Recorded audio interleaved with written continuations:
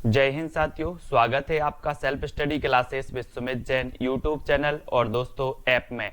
दोस्तों बहुत सारे स्टूडेंट को ऐप डाउनलोड नहीं करते बन रहा है या फिर कर भी लिया है तो कोर्स भी नहीं देख पा रहे हैं।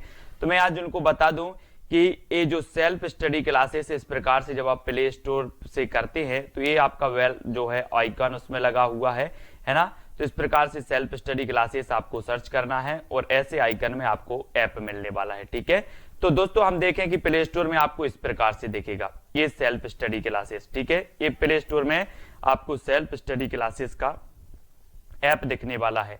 ठीक है, ये इमेज उसमें डली है, ये आइकन, ये लोगो उसमें डला है। ठीक है, अब दोस्तों इसको इंस्टॉल करना है, यहां से आप इंस्टॉल करेंगे।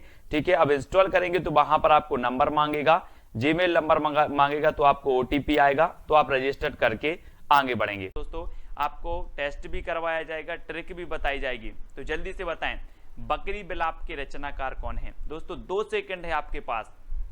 और आपको पता है दोस्तों कि भारत में बकरी बहुत हैं, भारत में बकरियां बहुत हैं। अगर किसी की बकरी को थोड़ा सा कुछ हो जाता है तो लोग बिलाप करने लगते हैं। भारत में किसी की बकरी को किसी थोड़ा सा कुछ हो जाता है तो क्या करने लगते हैं? बिलाप करने लगते हैं। कहाँ पर? भारत में। तो बकरी को कुछ हो जाता है तो बिलाप करने लगते हैं भारत में। तो भारतेंदु किसकी रचना हो जाएगी? ये भारतेंदु। बोले बकरी को कुछ हो गया तो बिलाप करते हैं भारत के लोग, तो भारतेंदु जी की रचना हो जाएगी। यानी कि जो आ नंबर है वो आपका बिल्कुल सही हो जाएगा। ठीक है, अगला है दोस्तों आनंद अरुणोदय की रचनाकार कौन है? दोस्तों आपको पता है कि लास्ट में आपको एक चैलेंज प्रश्न दिया जाएगा और इसका उत्तर आपको लिखना होता है और सबसे अच्छी ट्रिक आपको कौन सी लगी वो आपको बताना होता है। ठीक है, आनंद अरुणोदय की रचनाकार बताना है दोस्तों। 4 विकल्प हैं और 4 में आपका बिल्कुल सही आंसर क्या होगा? 2 सेकंड में आपने उत्तर का चयन किया है प्रेमघन। बद्री नारायण चौधरी प्रेमघन की रचना है आनंद अरुणोदय। और दोस्तों अगर कोई 2 शब्द प्रेम के आपसे बोल दे तो आनंद आ जाता है। काय के शब्द बोल दे? प्रेम के 2 शब्द प्रेम के बोल दे तो आनंद आ जाता है। तो आनंद अरुणोदय रचना किसकी होगी? प्रेमघन की भारतेंदु की? प्रेमघन की होगी ना। और दोस्तों आपको पता है एक इन्होंने आनंद कादम्बनी पत्रिका भी निकाली थी, आनंद कादम्बनी, है ना। इसको भी आपको याद रखना है। आनंद कादम्बनी पत्रिका किसने निकाली थी? प्रेमघन साहब ने, है ना। पूछा जाता है आनंद कादम्बनी पत्रिका किसने निकाली थी? प्रेमघन ने। अगला है प्रेम संपत्ति लता की रचनाकार दोस्त कौन है? दोस्तों आपको पता है दोस्तों कि प्रेम की संपत्ति किसके पास थी? हम बोलते हैं कि हमारे ये प्रॉपर्टी है, हमारी वो है, हमारे पास इतनी संपत्ति है, लेकिन जो प्रेम रूपी संपत्ति थी वो किसके पास थी? आपको पता होगा, आप पढ़ते हैं कि मोहन के पास, मोहन यानी कि श्री कृष्ण के पास थी दोस्तों प्रेम रूपी संपत्ति। तो याद रख लेना, मोहन से जगमोहन, ठाकुर जगमोहन, है ना। आपने पढ़ा होगा कृष्ण जी की पास क्या थी? प्रेम रूपी संपत्ति। सब लोग उनसे प्रेम करते थे। तो प्रेम रूपी संपत्ति किसके पास थी? मोहन। तो मोहन से बनेगा जगमोहन। ठाकुर जगमोहन की रचना है प्रेम संपत्ति लता। ठीक है, अगला है मन की लहर की रचनाकार कौन है?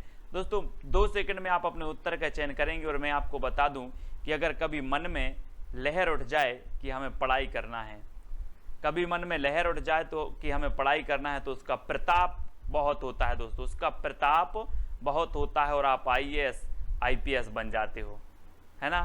तो मन में पढ़ाई की लहर उठानी है ना, और उस लहर का इतना प्रताप होगा कि आप आईएएस बन जाओगे।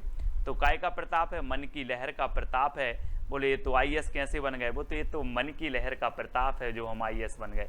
तो मन की लहर का प्रताप, इसलिए प्रताप नारायण मिश्र, यानी कि ये नंबर आपका बिल्कुल सही हो जाएगा। ठीक है, अगला क्वेश्चन है दोस्तों भारत 12 मासा के रचनाकार कौन है? 4 विकल्प हैं दोस्तों। हम देखते हैं कि भारत में नहीं सब जगह कितने मास होते हैं? 12 मास होते हैं, है ना, 12 महीना होते हैं। और आपको पता है कि भारत में 12 मासा जो है राधा और कृष्ण की क्या की जाती है? पूजा की जाती है। भारत में 12 मासा राधा कृष्ण की पूजा की जाती है। तो भारत 12 मासा के रचनाकार कौन होंगे? कौन होंगे? राधा कृष्ण दास, है ना। बोले सर भारत में 12 मासा राधा और कृष्ण की पूजा की जाती है, इसलिए राधा कृष्ण दास इसके रचयिता हो जाएंगे। ठीक है, पावस 50 की रचनाकार कौन है दोस्तों? 4 विकल्प हैं। तब तक मैं आपको बता दूं कि यहाँ पर ये क्या आ रहा है, पाँव, है ना, और ये क्या आ रहा है, 50। अब आपको पाँव 50 बार पढ़ना है, किसके, अम्बे। आप वो आरती करते ना, अम्बे तू है जगदम्बे काली, पढ़ते ना आरती, तो वो ही है, पाँव 50 बार पढ़ना है बोले अम्बे के, तो अम्बे से बनेगा अंबिका दत्त व्यास, अंबिका दत्त व्यास, पाँव 50, पावस 50, इस प्रकार से पावस 50, और अम्बे के पढ़ना है तो अंबिका दत्त व्यास की रचना होगी, कौन सी, पावस 50। कितने बार पढ़ना है, 50 बार, किसके, अम्बे के, तो अंबिका दत्त व्यास। ठीक है, अगला है भारत दुर्दशा के रचनाकार कौन है। दोस्तों आपको पता है कि भारत दुर्दशा, है ना, अब यहाँ पर भारत आ रहा है और भारत दुर्दशा, तो ये भी रचना किसकी होगी, भारतेंदु की होगी, है ना, भारत दुर्दशा भारतेंदु जी की रचना है ना। भारत भारती मैथिली शरण गुप्त की रचना है, भारत दुर्दशा भारतेंदु की है ना, कभी कभी कंफ्यूज हो जाते लोग, इस प्रकार से आपका डी नंबर बिल्कुल सही हो जाएगा। नेक्स्ट है भारत धर्म के रचनाकार कौन है दोस्तों, भारत धर्म, और आपको पता है कि भारत में जब लोग धर्म करते हैं तो दोस्तों किसके पास जाते हैं, अम्बे, अम्बे माता, है ना, काली जी के पास जाते हैं, बोले हम तो धर्म करने जा रहे हैं, कहाँ जा रहे हैं, बोले अम्बे के पास जा रहे हैं, अम्बे। तो भारत में धर्म करते हैं लोग अम्बे के पास जाकर के, तो अंबिका दत्त व्यास, है ना, अंबिका दत्त व्यास। भारत धर्म के रचनाकार कौन होंगे, अंबिका दत्त व्यास, यानी सा नंबर आपका बिल्कुल सही हो जाएगा। देश दशा के रचनाकार कौन है दोस्तों, देश दशा, देश दशा बताना है दोस्तों। अब क्या हुआ कि श्री कृष्ण और राधा, राधा और कृष्ण सोचते होंगे कि अपने समय में भारत की दशा बहुत अच्छी थी, है ना, बहुत प्रेम करते थे लोग, अब देखो देश की दशा कैसी हो गई, देश की दशा कैसी हो गई, कौन सोच रहे हैं, राधा कृष्ण, राधा कृष्ण, तो राधा कृष्ण दास, है ना, राधा कृष्ण दास, देश की दशा, है ना। अब याद रख लेना, कभी नहीं बोलना, कौन सोच रहे हैं देश की दशा कैसी हो गई, राधा कृष्ण दास, यानी डी नंबर आपका बिल्कुल सही हो जाएगा। ठीक है, अगला है लोकोक्ति शतक के रचनाकार कौन है दोस्तों। आपको पता है दोस्तों, लोकोक्ति मतलब लोक में प्रचलित जो उक्ति होती हैं, और लोक में प्रचलित जो उक्ति होती हैं इनका प्रताप बहुत होता है दोस्तों। आपने अंदाज किया होगा अपने आसपास पड़ोस में अपने जो बड़े बुजुर्ग होते हैं वो लोकोक्ति फेंक देते हैं, एक आध कुछ होता है और डायलॉग में लोकोक्ति फेंक देते हैं, तो लोकोक्ति का प्रताप बहुत होता है। क्या होता है, प्रताप। तो लोकोक्ति शतक के रचनाकार कौन होंगे, बोले सर लोकोक्ति का प्रताप होता है, इसलिए प्रताप नारायण मिश्र, लोकोक्ति शतक। ठीक है, याद रखेंगे, ये नंबर आपका बिल्कुल सही हो जाएगा।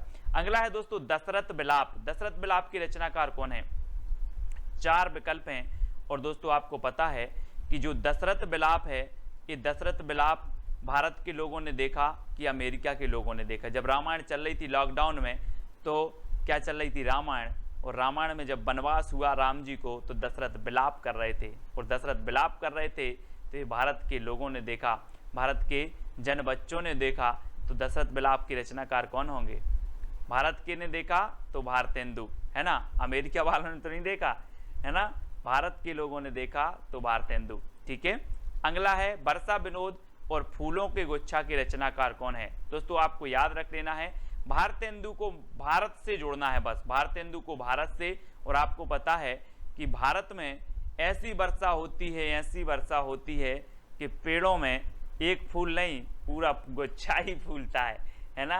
भारत में ऐसी वर्षा होती है कि पेड़ों में एक फूल नहीं पूरा फूल का गुच्छा फूलता है। कहाँ पर, भारत में। तो भारत में वर्षा होती है तो वर्षा विनोद, है ना, और फूलों का गुच्छा फूलता है तो फूलों का गुच्छा, ये भी भारतेंदु की है। वर्षा विनोद भी किसकी है, भारतेंदु की है। ठीक है, और एक जगत विनोद पूछी जाती है दोस्तों, जगत विनोद ये रत्नाकर जी की है ना। और आपने एक मिश्र बंधु की जो रचना है वो आपको बतानी है, वो कौन सी विनोद है ना।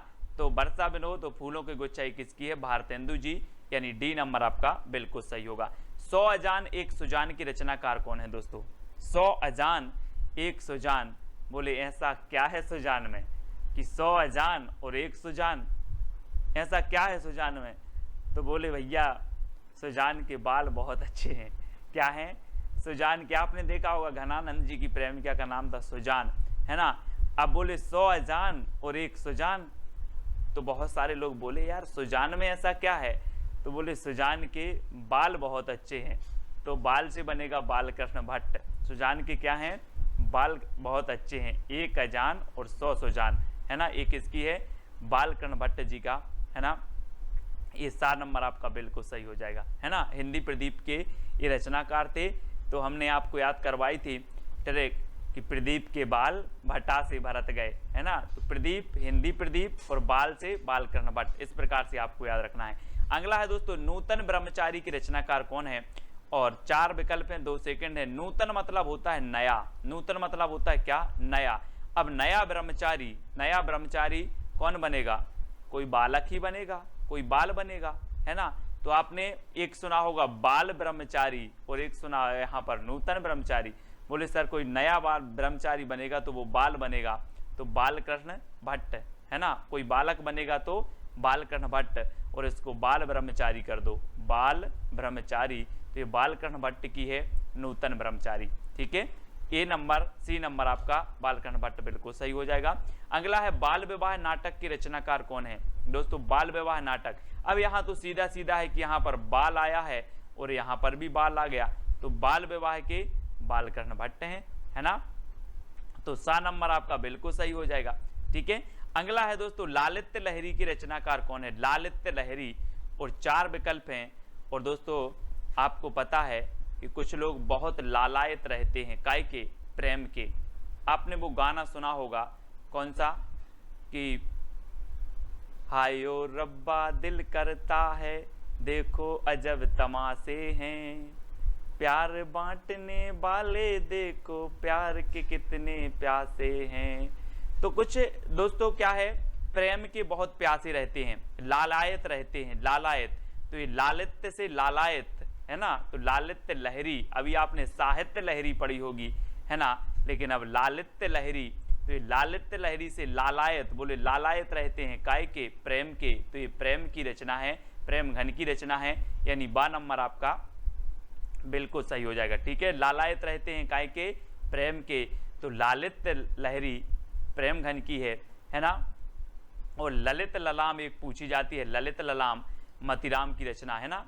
तो ललित ललाम रीतिकाल में मतीराम की है। लालित लहरी ये भारतेंदु युग में प्रेम घन की है, क्योंकि लालित से लालायत रहते हैं प्रेम के, ठीक है। श्यामा लता और श्यामा सरोजनी, एक इसकी रचना है दोस्तों। आपको श्यामा से श्याम, और श्याम कृष्ण को बोलते हैं, और कृष्ण का दूसरा नाम क्या है, मोहन।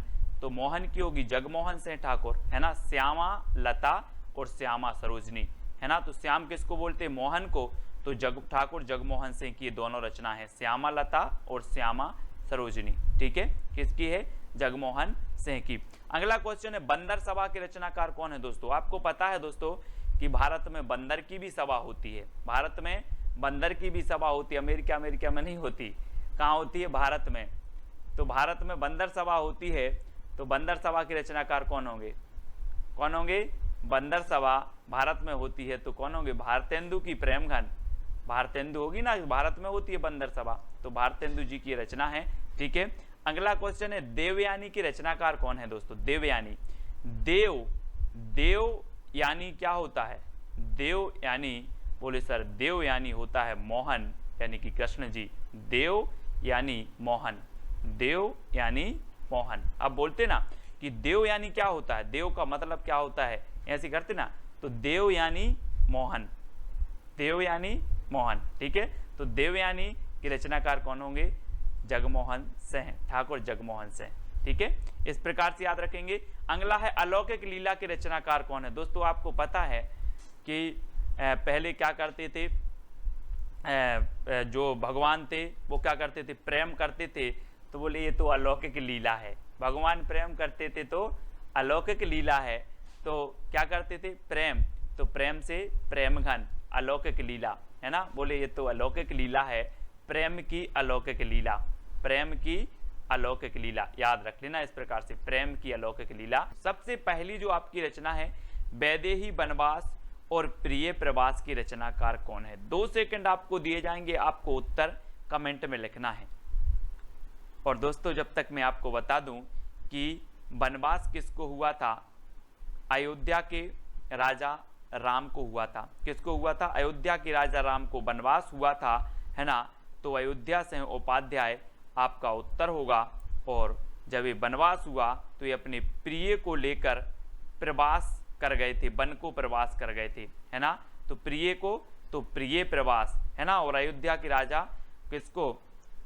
राम को वनवास हुआ था, तो वैदेही वनवास हुआ था अयोध्या के राजा राम को, तो अयोध्या से उपाध्याय हरिऔध की रचना होगी। और ये प्रिय को ले गए थे, तो प्रिय प्रवास भी इन्हीं की रचना होगी। ठीक है, अब दोस्तों याद रख लेना है, ये दोनों ही रचना वैदेही वनवास और प्रिय प्रवास किसकी हैं? उपाध्याय हरिऔध जी की हैं। और प्रिय प्रवास ये हिंदी का खड़ी बोली का प्रथम महाकाव्य है। खड़ी बोली का प्रथम महाकाव्य माना जाता है प्रिय प्रवास। ठीक है, इसको याद रखेंगे। अगला है मिलन, पथिक, मानसी, स्वप्न के रचनाकार कौन है? तो रचनाकार कौन है दोस्तों?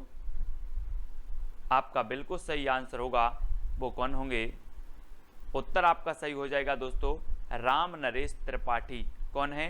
त्रिपाठी। यानी कि आपका जो विकल्प नंबर सी है वो बिल्कुल सही हो जाएगा। ठीक है, मिलन, पथिक, मानसी और स्वप्न, ये राम नरेश त्रिपाठी की चारों रचनाएं हैं। इनको याद कर लेना, इनका क्रम भी यही है दोस्तों। मिलन के पथ में मानसी का स्वप्न देखा, मिलन के पथ में मानसी, इनका क्रम भी सबसे पहले मिलन, फिर पथ, फिर मानसी और स्वप्न, इनका क्रमबद्ध भी कई बार पूछा जाता है। तो आपको याद रख लेना, मिलन के पथ में मानसी का स्वप्न देखा, ये राम नरेश त्रिपाठी की रचनाएं हैं, है ना। कैसे याद करोगे?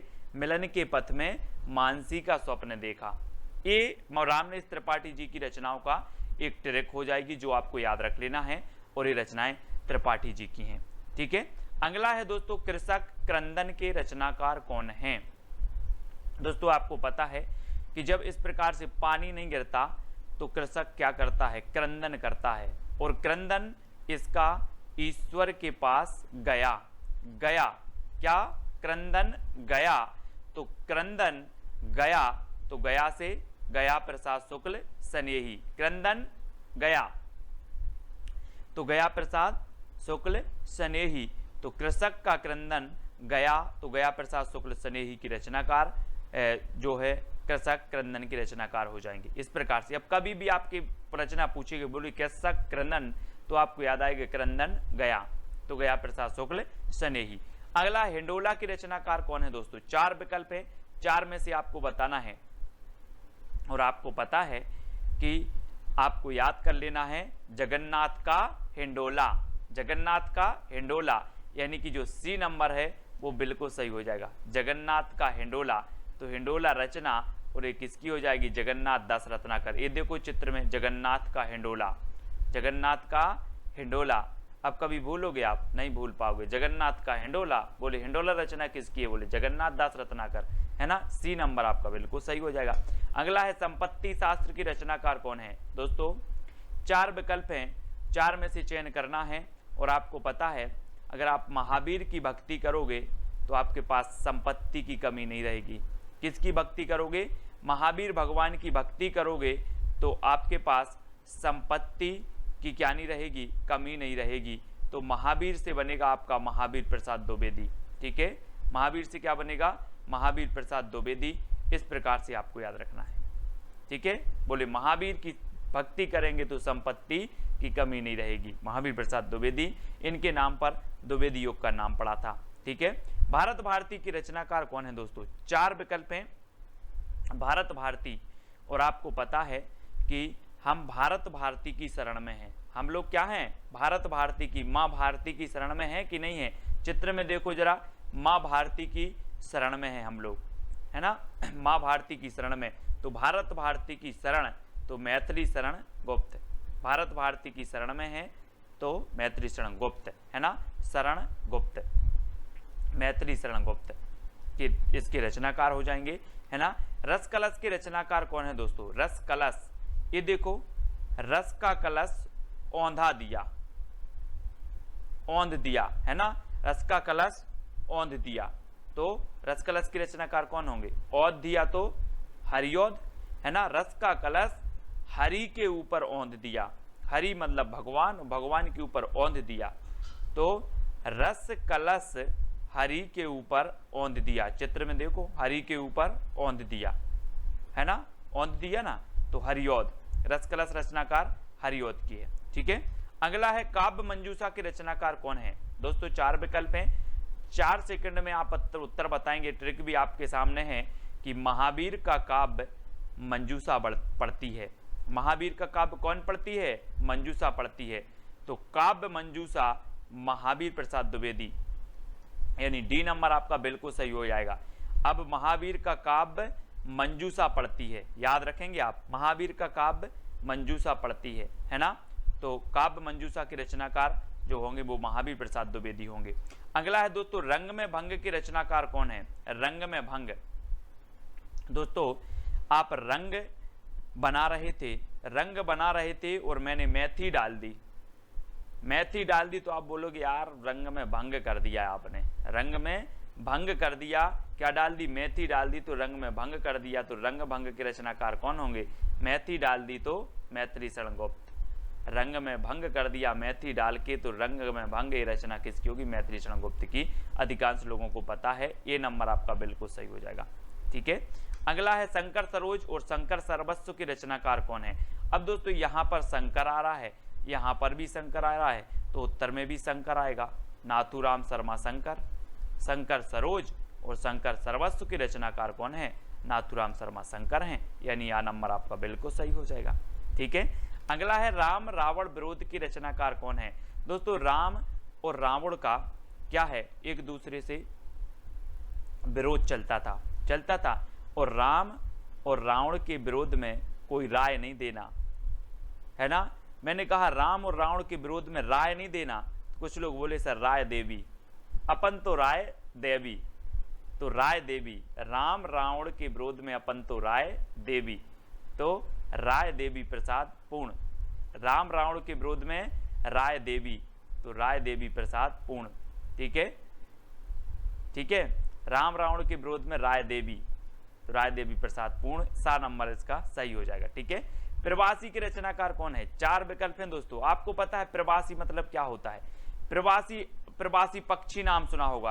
प्रवासी पक्षी मौसम के अनुसार जहां भी उनके अनुकूल मौसम होता है वहां चले जाते, मतलब यहां वहां भागते रहते हैं। वैसे ही प्रवासी यहां वहां भागते हैं, मतलब यहां वहां अपने लोचन से देखते रहते हैं, कहां मौका है कहां अच्छा है वहां भागते रहते हैं। तो कैसे देखते हैं, अपने लोचन से देखते हैं, लोचन से, प्रवासी लोचन से देखते हैं कि हमें किस ओर जाना है, कहां भागना है प्रवासी लोग। तो लोचन प्रसाद पांडे की रचना हो जाएगी प्रवासी। ठीक है, याद रख लेना। अगला है वीर बालक के रचनाकार कौन है। नाथूराम शर्मा शंकर, लोचन प्रसाद पांडे, राय देवी प्रसाद पूर्ण या फिर लाला भगवान दीन। और वीर बालक के जो रचनाकार हैं, आपको पता है दोस्तों कि जब भगवान का जन्म होता है तो वीर बालक के रूप में होता है। आपने देखा होगा, इतनी सारी लीलाएं देखी होंगी, है ना। कृष्ण की ही बात कर लो, कृष्ण जी का जन्म हुआ, भगवान का जन्म हुआ तो वीर बालक के रूप में हुआ। तो भगवान का जन्म होता है तो कैसे होता है, वीर बालक के रूप में। तो वीर बालक के रचनाकार कौन होंगे, लाला भगवान दीन, लाला भगवान दीन, है ना। भगवान का जन्म वीर बालक के रूप में होता है, तो वीर बालक के रचनाकार लाला भगवान दीन। ठीक है, अगला है दोस्तों रामचरित चिंतामणि की रचनाकार कौन है। और 4 विकल्प हैं, रामचरित उपाध्याय, लोचन प्रसाद पांडे, राय देवी प्रसाद पूर्ण या फिर लाला भगवान दीन। तो आपको पता है कि रामचरित चिंतामणि यानी कि ये जो रचना होगी वो किसकी होगी, रामचरित उपाध्याय की। रामचरित चिंतामणि के रचनाकार रामचरित उपाध्याय, यानी आपका 1 नंबर बिल्कुल सही हो जाता है। ठीक है, ए नंबर। नेक्स्ट है भारत गीत की रचनाकार कौन है दोस्तों। 4 विकल्प हैं। हमने भारत भारती पढ़ा था, किसका, भारत भारती, अपने मैथिली शरण गुप्त की रचना पढ़ी थी। ठीक है, और ये भारत गीत पूछा गया है, तो पाठक लोग क्या करते, भारत के गीत गाते हैं। पाठक भारत के गीत गाते हैं। कौन गाते हैं, पाठक, तो श्रीधर पाठक। तो पाठक भारत के गीत गाते हैं, तो भारत गीत की रचनाकार कौन होंगे, श्रीधर पाठक, यानी सा नंबर आपका बिल्कुल सही हो जाएगा, सा नंबर। ठीक है, अगला है आवाहन की रचनाकार कौन है दोस्तों। आहान जिसे बोलते हो आप, आहान की रचनाकार कौन है, तो वो है बालकृष्ण शर्मा नवीन, है ना। और दोस्तों आज कृष्ण जन्माष्टमी भी है, तो हम कृष्ण का क्या करते हैं, आवाहन करते हैं, कृष्ण जी आओ मेरे मन मंदिर में विराजमान हो जाओ, है ना। इस प्रकार से क्या करते, आवाहन करते हैं, कृष्ण जी आओ और मेरे मन मंदिर में विराजमान हो जाओ। तो किसका आह्वान करते हैं हम, कृष्ण का। तो बालकृष्ण शर्मा नवीन की रचना कौन सी है, आवाहन, है ना। यानी बा नंबर आपका बिल्कुल सही हो जाएगा, बा नंबर। नेक्स्ट है यशोधरा और साकेत की रचनाकार कौन है। 4 विकल्प हैं और 4 में से चयन करना है। और रामचरित उपाध्याय, बालकृष्ण शर्मा नवीन, मैथिली शरण गुप्त, लाला भगवान दीन। तो आपका बिल्कुल सही आंसर होगा दोस्तों कि यशोधरा और साकेत ने मैथिली, है ना। जब 10वीं पास हो जाती है उसके बाद सब्जेक्ट लेना पड़ता है इस प्रकार से। तो यशोधरा और साकेत ने क्या ली, मैथिली। तो यशोधरा और साकेत की रचनाकार कौन होंगे, मैथिली शरण गुप्त, मैथिली शरण गुप्त। अब याद रख लेना, यशोधरा और साकेत ने मैथिली, यशोधरा और साकेत ने क्या ली, मैथिली। तो मैथिली शरण गुप्त की रचना होगी।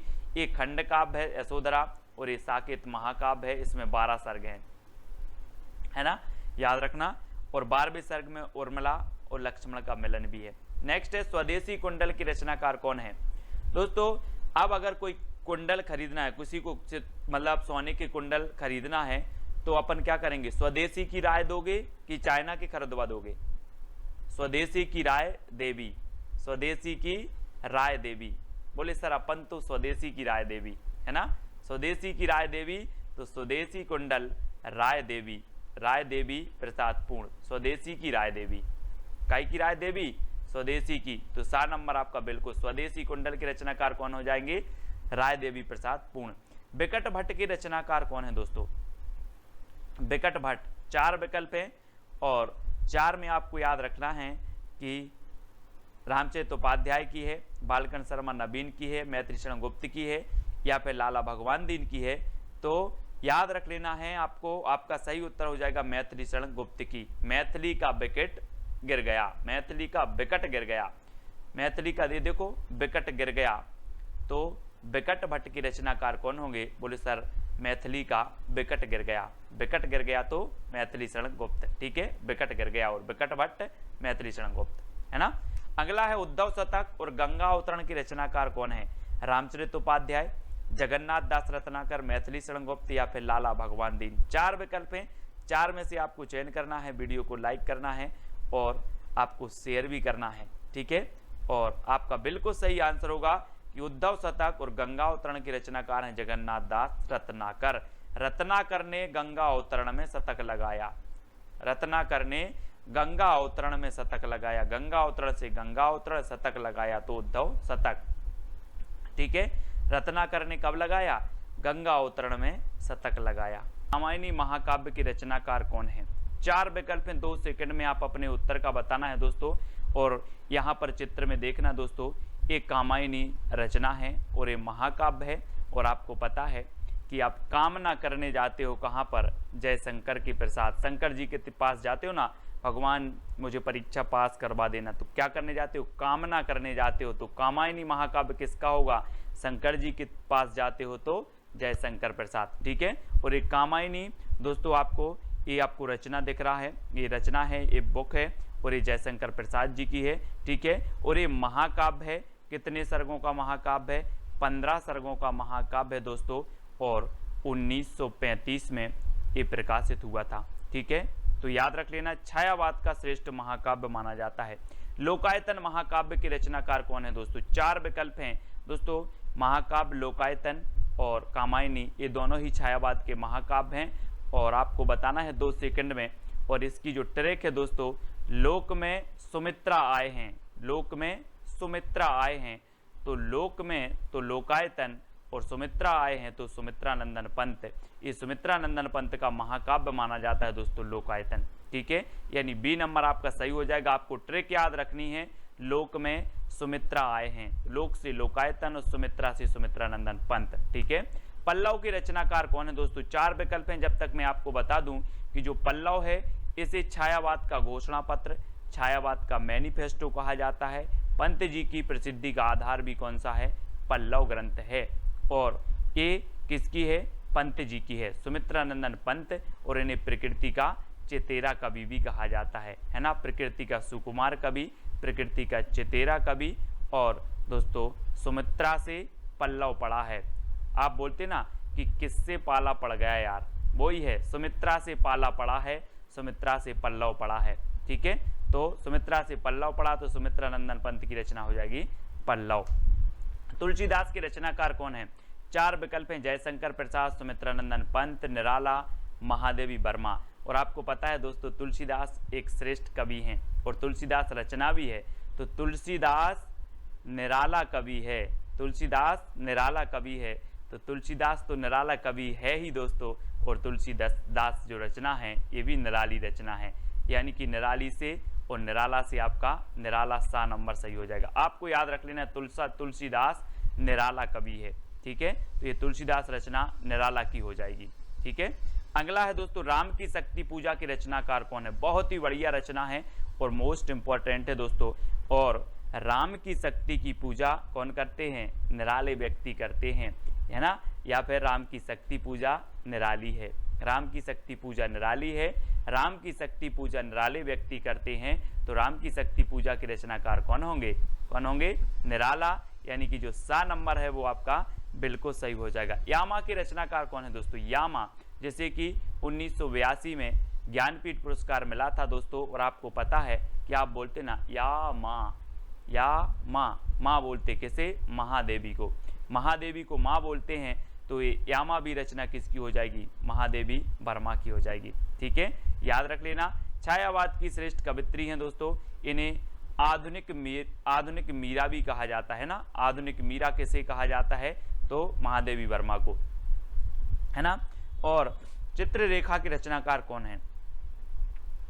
4 विकल्प हैं, 2 सेकंड है दोस्तों आपके, और आपको बताना है, और आपका बिल्कुल यहाँ पर सही हो जाएगा। चित्ररेखा ए राम कुमार वर्मा, यानी कि जो सा नंबर है वो बिल्कुल सही हो जाएगा। दोस्तों आपको पता है राम कुमार का चित्र रेखा ने देखा, चित्र रेखा, तो राम कुमार का चित्र रेखा ने देखा, ये आपकी ट्रिक है। तो चित्र रेखा, है ना, चित्र रेखा ने देखा, किसका? राम कुमार का। तो चित्र रेखा के रचनाकार कौन होंगे? राम कुमार वर्मा। अब याद रख लेना आप कैसे याद रखोगे? राम कुमार का चित्र रेखा ने देखा, तो चित्र रेखा राम कुमार वर्मा की रचना हो जाएगी। ठीक है, अगला है निहार, रश्मि, नीरजा, सांदगीत और दीपशिखा के रचनाकार कौन है? 4 विकल्प आपके पास, जयशंकर प्रसाद, सुमित्रा नंदन पंत, राम कुमार वर्मा, महादेवी वर्मा। इनमें से 2 सेकंड में आपको बताना है कि निहार, रश्मि, नीरजा, है ना, सांदगीत और दीपशिखा।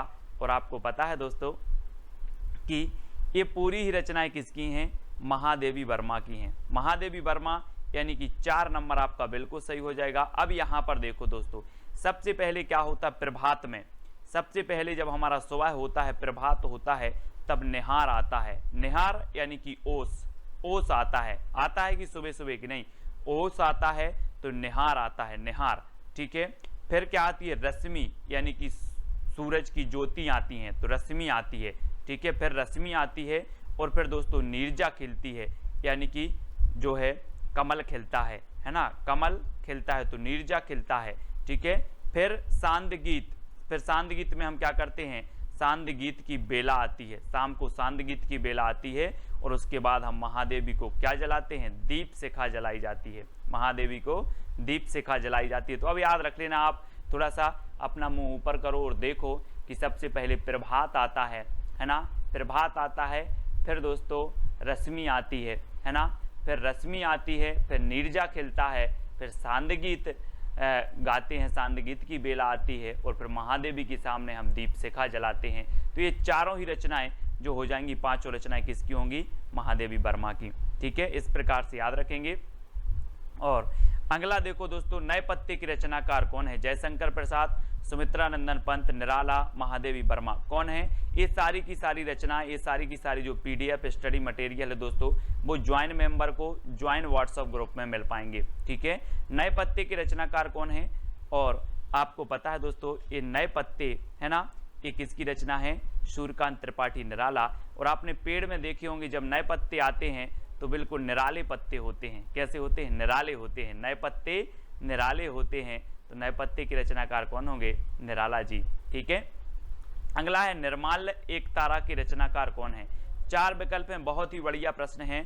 और दोस्तों आपको पता है कि निर्मल एक तारा का वियोगी है, निर्मल एक तारा का वियोगी है, तो निर्मल से निर्माल्य, एक तारा से एक तारा का वियोगी है, सो मोहनलाल महतो वियोगी। ये वियोगी की रचनाएं हैं कौन सी, निर्मल और एक तारा।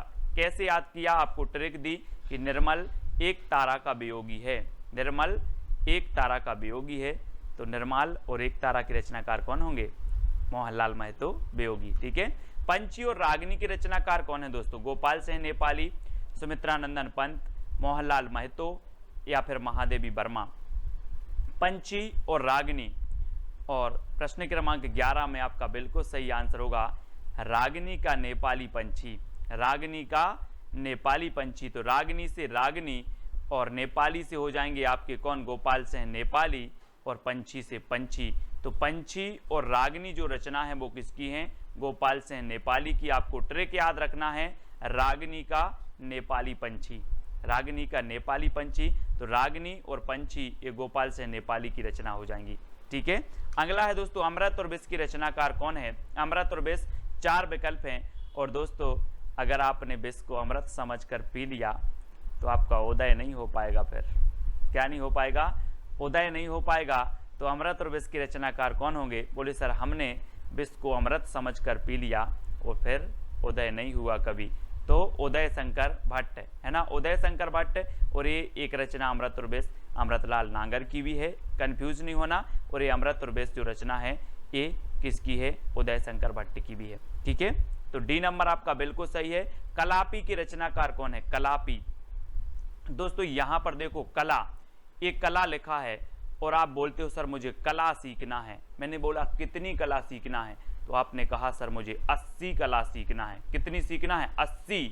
तो कला से कलापी और कला सीखना है कितनी, 80। तो आरसी प्रसाद सिंह, आरसी 80 से आरसी प्रसाद सिंह की रचना है कलापी, कई बार पूछी गई है। अब कभी नहीं भूलना कितनी कला सीखना है, 80 कला सीखना है, 80। ठीक है।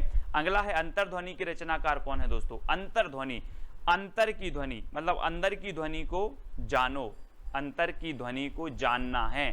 तो जानना है तो जनार्दन झा, जनार्दन है ना, अंतर्ध्वनि को क्या करना है, जानना है, जनार्दन, जनार्दन झा द्विज की रचना हो जाएगी बी नंबर। अंतर्ध्वनि के रचनाकार कौन है आपसे पूछा जाएगा, तो आप बोलोगे सर अंतर की ध्वनि को जानना है तो जनार्दन झा।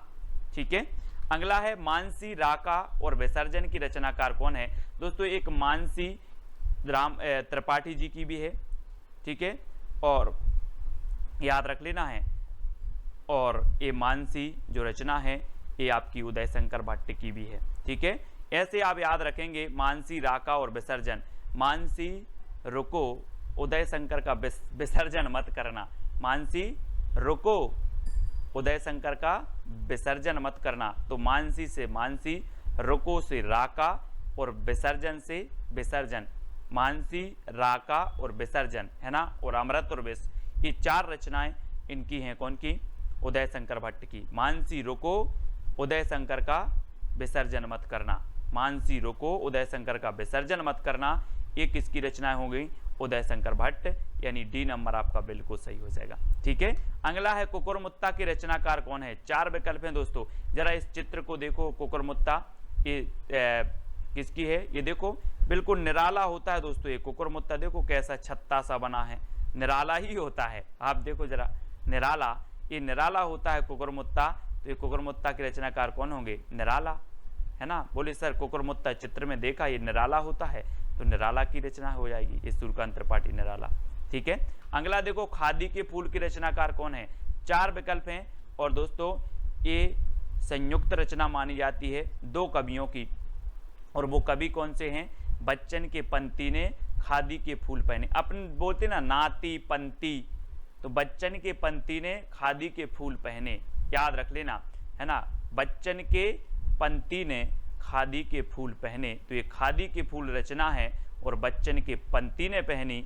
तो बच्चन और पंत, बच्चन और पंत की ये संयुक्त रचना मानी जाती है दोनों की, यानी कि विकल्प नंबर आपका सा जो है वो बिल्कुल सही हो जाएगा।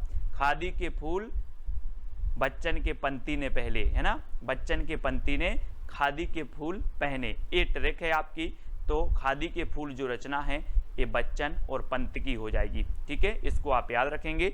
अगला है करुणालय और आंसू की रचनाकार कौन है। दोस्तों आपको ट्रिक कौन सी अच्छी लगी है वो आप बता देना, और आप ज्वाइन व्हाट्सएप ग्रुप से ज्वाइन होना चाहते हैं, है ना, जुड़ना चाहते हैं, तो आपको चैनल के ज्वाइन मेंबर बनना पड़ेगा। ज्वाइन मेंबर का अलग से व्हाट्सएप ग्रुप है और जो है सब्सक्राइबर मेंबर का अलग से व्हाट्सएप ग्रुप है, ठीक है। तो ज्वाइन मेंबर को विशेष जो है यहाँ पर स्टडी मटेरियल प्रेषित किया जाता है दोस्तों, और सब्सक्राइब मेंबर को टेस्ट आदि बहुत सारी चीज़ें करवाई जाती हैं। तो आप ज्वाइन मेंबर बनना चाहते हैं तो चैनल के ज्वाइन बटन पर क्लिक करें और वहाँ से आप कुछ राशि पे करके जो है ज्वाइन मेंबर बन सकते हो। करुणालय और आंसू की रचनाकार कौन है। दोस्तों आपको पता है कि करुणालय आंसू, करुणा के आंसू हम पढ़ते ना, करुणा के आंसू शंकर जी के सामने करुण के आंसू, ऐसे लिख लो, शंकर जी के सामने करुण के आंसू बहाते हैं, करुणा के आंसू बहाते हैं, करुण से करुणा कर दो, करुणा के आंसू बहाते हैं, किसके सामने, शंकर जी के सामने। तो शंकर जी यानी कि जयशंकर प्रसाद। वैसे तो करुणालय और आंसू सभी को पता होगा, लेकिन याद रख लें कि जो है शंकर जी के सामने करुणा के आंसू बहाते हैं, करुणा के आंसू, तो करुणालय और आंसू, ठीक है। इस प्रकार से कामायनी इनकी हम रचना पढ़ चुके हैं, ठीक है। करुणालय भी है, आंसू भी है, झरना भी है, और उर्वशी एक इनकी रचना भी है, ठीक है। तो इनको भी आपको याद रखेंगे। और यहाँ पर शंकर जी के सामने करुणा के आंसू बहाते हैं। लहर, झरना और उर्वशी की रचनाकार कौन है दोस्तों। 4 विकल्प हैं, 4 में से आपको बताना है, और यहाँ पर आपका जो बिल्कुल सही आंसर हो जाएगा वो क्या हो जाएगा, लहर। यहाँ पर देखो दोस्तों ये शंकर जी बैठे हुए हैं, है ना, शंकर जी बैठे हैं और यहाँ से इनके जटों से लहर निकली, तो लहर निकली तो मानो ऐसा लग रहा था कि झरना निकला है, कोई झरना, है ना। और जब लोगों ने देखा तो लोगों के उर बसी, लोगों के उर मतलब हृदय, और हृदय में बसी, तो ऐसी लहर निकली कि झरना लग रहा था। और जब झरना लोगों ने देखा तो लोगों के उर बसी, तो कहाँ से, शंकर जी की जटाओं से। आप बोलते ना कि गंगा निकली है। तो लहर, झरना और उर्वशी के रचनाकार कौन होंगे, जयशंकर प्रसाद, ठीक है। शंकर जी का नाम आ रहा है तो यहाँ भी जयशंकर प्रसाद। कि कृष्णार्जुन युद्ध 1918 के रचनाकार कौन है। अब 2 सेकंड आपको दिए जाते हैं, 4 विकल्प आपके पास हैं दोस्तों। अब यहाँ पर एक रचना आई है कृष्णार्जुन युद्ध। अब दोस्तों एक बात कॉमन सेंस लगाना कि कृष्ण और अर्जुन का युद्ध क्यों हुआ होगा, क्यों हुआ होगा, माखन के चक्कर में। काय के चक्कर में, यहाँ पर देखो कृष्ण और अर्जुन का बोले सर, कृष्ण और अर्जुन का युद्ध हुआ था माखन के चक्कर में। तो कृष्ण अर्जुन युद्ध के रचनाकार कौन होंगे, माखन के चक्कर में हुआ तो माखनलाल चतुर्वेदी, ठीक है। माखन के चक्कर में माखनलाल चतुर्वेदी। इस प्रकार से याद करेंगे, बोले माखन के चक्कर में कृष्ण और अर्जुन का युद्ध हुआ, ठीक है। ये आपकी ट्रिक हो गई। नेक्स्ट है जय हिंद के रचनाकार कौन है दोस्तों। जी हाँ दोस्तों, जय हिंद रचना भी है, 1948 की है। अब आपको बताना इसके रचनाकार कौन है। तो ट्रिक है दोस्तों, सियाराम की शरण में जय हिंद लिखा। किसकी शरण में, यहां पर चित्र में देखो, सियाराम की शरण में जय हिंद लिखा, ठीक है। तो किसकी शरण में, सियाराम शरण गुप्त, ठीक है। ये हो जाएंगे दोस्तों आपको। जय हिंद रचना है इनकी 1948 की रचना है। और आपको पता होगा कि जो सियाराम शरण गुप्त हैं ये मैथिली शरण गुप्त के छोटे भाई थे, अनुज थे, ठीक है। और इनकी रचना है जय हिंद 1948 की। हमने कैसे याद किया कि सियाराम की शरण में जय हिंद लिखा, तो जय हिंद रचना सियाराम शरण की, ठीक है। अगला है कुमकुम 1936 के रचनाकार कौन है। 4 विकल्प हैं दोस्तों, 4 में से चयन करना है। और एक चीज बताना कि कुमकुम एक बिंदी आती है, आपको पता होगा, है ना। कुमकुम एक सीरियल भी आता है, कुमकुम एक बिंदी भी आती है। 4 विकल्प में से आप सही बताना, और आपका बिल्कुल सही आंसर होगा दोस्तों बालकृष्ण शर्मा नवीन, है ना। बालकृष्ण शर्मा नवीन कुमकुम। और देखना दोस्तों, आप थोड़ा सा इमेज करना कि ये बाल हैं, यहाँ पर देखो ये बाल हैं, बालों के नीचे आप क्या लगाते हो, कुमकुम लगाते हो, ठीक है। और ये आपकी पलक हैं, दोनों पलकों के बीच में आप कुमकुम लगाते हो। तो बालों के नीचे यानी कि बालकृष्ण भट्ट नीचे कुमकुम लगाते हो तो कुमकुम, और दोनों पलकों के बीच में तो अपलक, पलक के बीच में, तो आपलक भी इनकी रचना हो जाएगी। ठीक है, और कौन लगाती है? उर्मिला। कैसे ट्रिक है इसकी? पलक झपकते ही उर्मिला ने बालों के नीचे रश्मि रेखा से कुमकुम लगाई। ठीक है, ये दोस्तों बालकर्ण शर्मा नवीन की कुछ रचनाएं हैं। आपको ट्रिक है कि बाल झपकते ही जो है उर्मिला ने बालों के नीचे रश्मि रेखा से कुमकुम लगाई। ठीक है, पलक झपकते ही, ये आपकी ट्रिक हो जाएगी दोस्तों, इसको आपको याद रखना है। और इनकी रचनाएं देखो, क्रमबद्ध कुमकुम 1936 की, आपलक 1951, रश्मि रेखा 1951, क्वासी 1952, हम बिस्पाई जन्म के 1955 और उर्मिला 1957। ठीक है, ये बालकर्ण शर्मा नवीन की रचना है। अब आपको याद रख लेना है, पलक झपकते ही उर्मिला ने बालों के नीचे रश्मि रेखा से कुमकुम लगाई। ठीक है, ये चीज आपको याद रखनी है और इनकी रचनाएं याद हो जाती हैं, साथ ही क्रमबद्ध भी हैं, सन भी आपको दिए हैं। ठीक है, ये उर्मिला हैं और पलक झपकते ही, तो उर्मिला से उर्मिला, पलक से आपलक, बालों के नीचे कुमकुम, तो ये कुमकुम। ठीक है, तो इस प्रकार से आपको याद कर लेना है इनकी रचनाएं, और इसके पहले के बहुत सारे जो वीडियो हैं वो आपको जरूर देखना है दोस्तों। ठीक है, बिखरे मोती और त्रिधारा के रचनाकार कौन है? 4 विकल्प हैं, सुभद्रा कुमारी चौहान, सियाराम शरण गुप्त, बालकर्ण शर्मा नवीन या फिर रामधारी सिंह दिनकर। और आपको पता है दोस्तों, ट्रिक भी मैंने नीचे दी है कि सुभद्रा के बिखरे मोती की त्रिधारा निकली। सुभद्रा के जो बिखरे मोती थे उनकी कितनी धारा निकली? त्रिधारा निकली। किसकी? सुभद्रा। तो सुभद्रा कुमारी चौहान की बिखरे मोती और त्रिधारा, ये रचनाएं दोनों ही इनकी हो जाएंगी, यानी आपका उत्तर होगा सुभद्रा कुमारी चौहान। आ नंबर आपका बिल्कुल सही हो जाएगा। ठीक है, परशुराम की प्रतीक्षा के रचनाकार कौन है? 4 विकल्प हैं, पहला है सुभद्रा कुमारी चौहान, सियाराम शरण गुप्त, बालकर्ण शर्मा नवीन या फिर रामधारी सिंह दिनकर।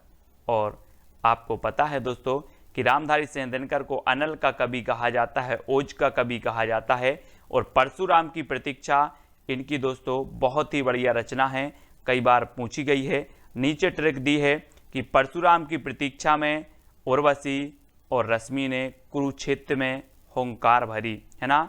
तो ये चीज़ आपको याद रखनी है कि परशुराम की प्रतीक्षा में जो है उर्वशी और रश्मि ने कुरुक्षेत्र में जो है हुंकार भरी। तो इनकी परशुराम की प्रतीक्षा, उर्वशी, रश्मि, कुरुक्षेत्र और हुंकार, ये इनकी रचनाएं हो जाएंगी। ठीक है, और एक इनकी रचना और है, कौन सी? रेणुका। रेणुका भी आपको याद रख लेनी है। ठीक है, इन्हीं की है, दिनकर जी की। और उर्वशी के लिए दोस्तों इन्हें 1978 में ज्ञानपीठ पुरस्कार भी मिला है। ठीक है, तो याद रखेंगे, क्या याद रखना? परशुराम की प्रतीक्षा में उर्वशी और रश्मि ने कुरुक्षेत्र में हुंकार भरी। ठीक है, ये चीज आपको याद रखनी है। हल्दी घाटी के रचनाकार कौन है? हल्दी घाटी के रचनाकार बताना है दोस्तों, मैथिली शरण गुप्त, श्याम नारायण पांडे, बालकर्ण शर्मा नवीन या फिर रामधारी सिंह दिनकर। और आपका बिल्कुल सही आंसर क्या हो जाएगा? हल्दी घाटी के जो रचनाकार हैं वो हैं श्याम नारायण पांडे। श्याम नारायण पांडे। अब एक चीज याद रख लेना दोस्तों, एक रचना है श्याम सगाई। श्याम सगाई रचना किसकी है? नंददास की रचना है। और श्याम की सगाई में दोस्तों हल्दी जरूर लगेगी। क्या लगेगी? हल्दी लगेगी। तो हल्दी लगेगी तो हल्दी घाटी के रचनाकार कौन होंगे? श्याम। श्याम की सगाई में हल्दी लगेगी। ठीक है, श्याम की सगाई में क्या लगेगी? हल्दी लगेगी। तो हल्दी घाटी जो रचना है वो किसकी होगी? श्याम नारायण पांडे। श्याम आएगा। ठीक है, श्याम नारायण पांडे। और श्याम सगाई ये नंददास की रचना है, ये चीज भी आपको याद रखनी है ना। अब मैं पूछूंगा हल्दी किसको लगेगी? बोले सर श्याम की सगाई में। तो श्याम सगाई, नंददास और हल्दी घाटी, ये श्याम नारायण पांडे। ठीक है, अगला है जीवन संगीत के रचनाकार कौन है? 4 विकल्प हैं दोस्तों। आपको पता है कि जीवन संगीत कब बन जाता है? अगर दोस्तों आप जगन्नाथपुरी चले जाओ तो संगीत जीवन आपका जो है वो संगीत बन जाता है। कहाँ जाना है? जगन्नाथपुरी आपको जाना है तो आपका जीवन संगीत बन जाएगा। और सबसे बड़ी बात है दोस्तों कि यहाँ पर प्रसाद बहुत मिलता है। क्या मिलता है? प्रसाद। तो जीवन संगीत कब बनता है? जब आप जगन्नाथपुरी जाओगे और यहाँ पर प्रसाद मिलता है, तो जगन्नाथ प्रसाद मिलिंद, है ना। प्रसाद मिलिंद, जगन्नाथपुरी में प्रसाद मिलिंद, तो जीवन संगीत बन जाता है ना। इस प्रकार से अब मैं पूछूंगा जीवन संगीत कब बन जाता है, तो आप बताओगे कि सर जगन्नाथपुरी पहुंच जाएं और वहां पर प्रसाद बहुत मिलता है तो जीवन संगीत बन जाता है। ठीक है, तो जीवन संगीत जगन्नाथ प्रसाद मिलिंद। ठीक है, अगला है ज्वाला के रचनाकार कौन है। 4 विकल्प हैं दोस्तों, मैथिली शरण गुप्त, श्याम नारायण पांडे, जगन्नाथ प्रसाद मिलिंद या फिर केदारनाथ मिश्र। प्रभात आपको पता होगा कि दोस्तों केदारनाथ में जब बाढ़ आई थी तो सभी लोगों ने वहाँ पर जितने लोगों की मृत्यु हुई थी, जितने लोग बह गए थे, कुछ लोग बेघर हो गए थे, है ना, उनके लिए श्रद्धांजलि के लिए क्या जलाई थी, ज्वाला जलाई थी, ज्वाला, है ना। ये देखो यहाँ पर ज्वाला जलाई थी, कहाँ के लिए, केदारनाथ के लिए। तो ज्वाला के रचनाकार कौन होंगे, केदारनाथ मिश्र। प्रभात, अब यहाँ अग्रवाल नहीं जोड़ना, सिंह नहीं जोड़ना, ये केदारनाथ मिश्र प्रभात हैं जिनकी रचना है ज्वाला। ठीक है, ये चीज आपको याद रखनी है। अगला है साहित्य देवता के रचनाकार कौन है। 4 विकल्प हैं और आपको पता है दोस्तों कि साहित्य देवता को आपको माखन देना पड़ेगा तभी ये सारी रचनाएं याद होंगी, है ना। बोले साहित्य देवता माखन खा लो लेकिन ये रचनाएं याद हो जाएं, है ना।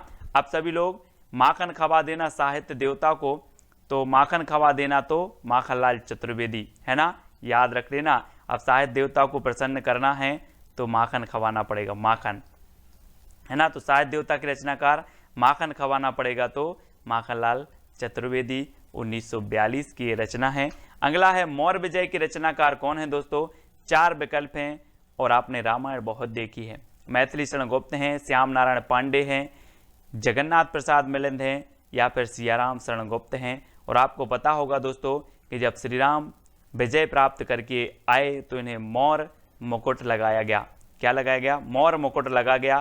किसे, सियाराम को, श्री राम को। ठीक है, तो सियाराम शरण गुप्त की रचना होगी कौन सी, मौर्य विजय। बोले मौर्य विजय प्राप्त करे आए तो मौर्य मुकुट लगाए। देखो चित्र में मौर्य मुकुट लगाया गया, ये क्या करके आए थे, ये दोस्तों विजय प्राप्त करके आए थे। तो सियाराम शरण गुप्त की रचना होगी कौन सी, मौर्य विजय। इसको अब याद रखेंगे।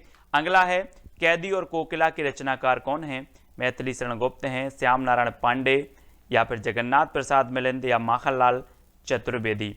तो आपको पता है दोस्तों कैदी और कोकिला को हमें क्या खिलाना है, माखन खिलाना है। बहुत ही प्रसिद्ध रचना हुई है दोस्तों ये माखनलाल चतुर्वेदी जी की, कैदी और कोकिला, है ना। और कैदी और कोकिला को हमें माखन खवा देना है तो माखनलाल चतुर्वेदी। ठीक है, माखनलाल चतुर्वेदी की रचना है कैदी और कोकिला। ठीक है, अगला है सभा का खेल के रचनाकार कौन है दोस्तों। सभा के खेल, और आपको पता है दोस्तों कि विभिन्न प्रकार की सभा होती है लेकिन कई सभा में लोगों के भद्रा भी उतर जाते हैं। अपन बोलते ना सभा में आज उसके भद्रा उतर गए।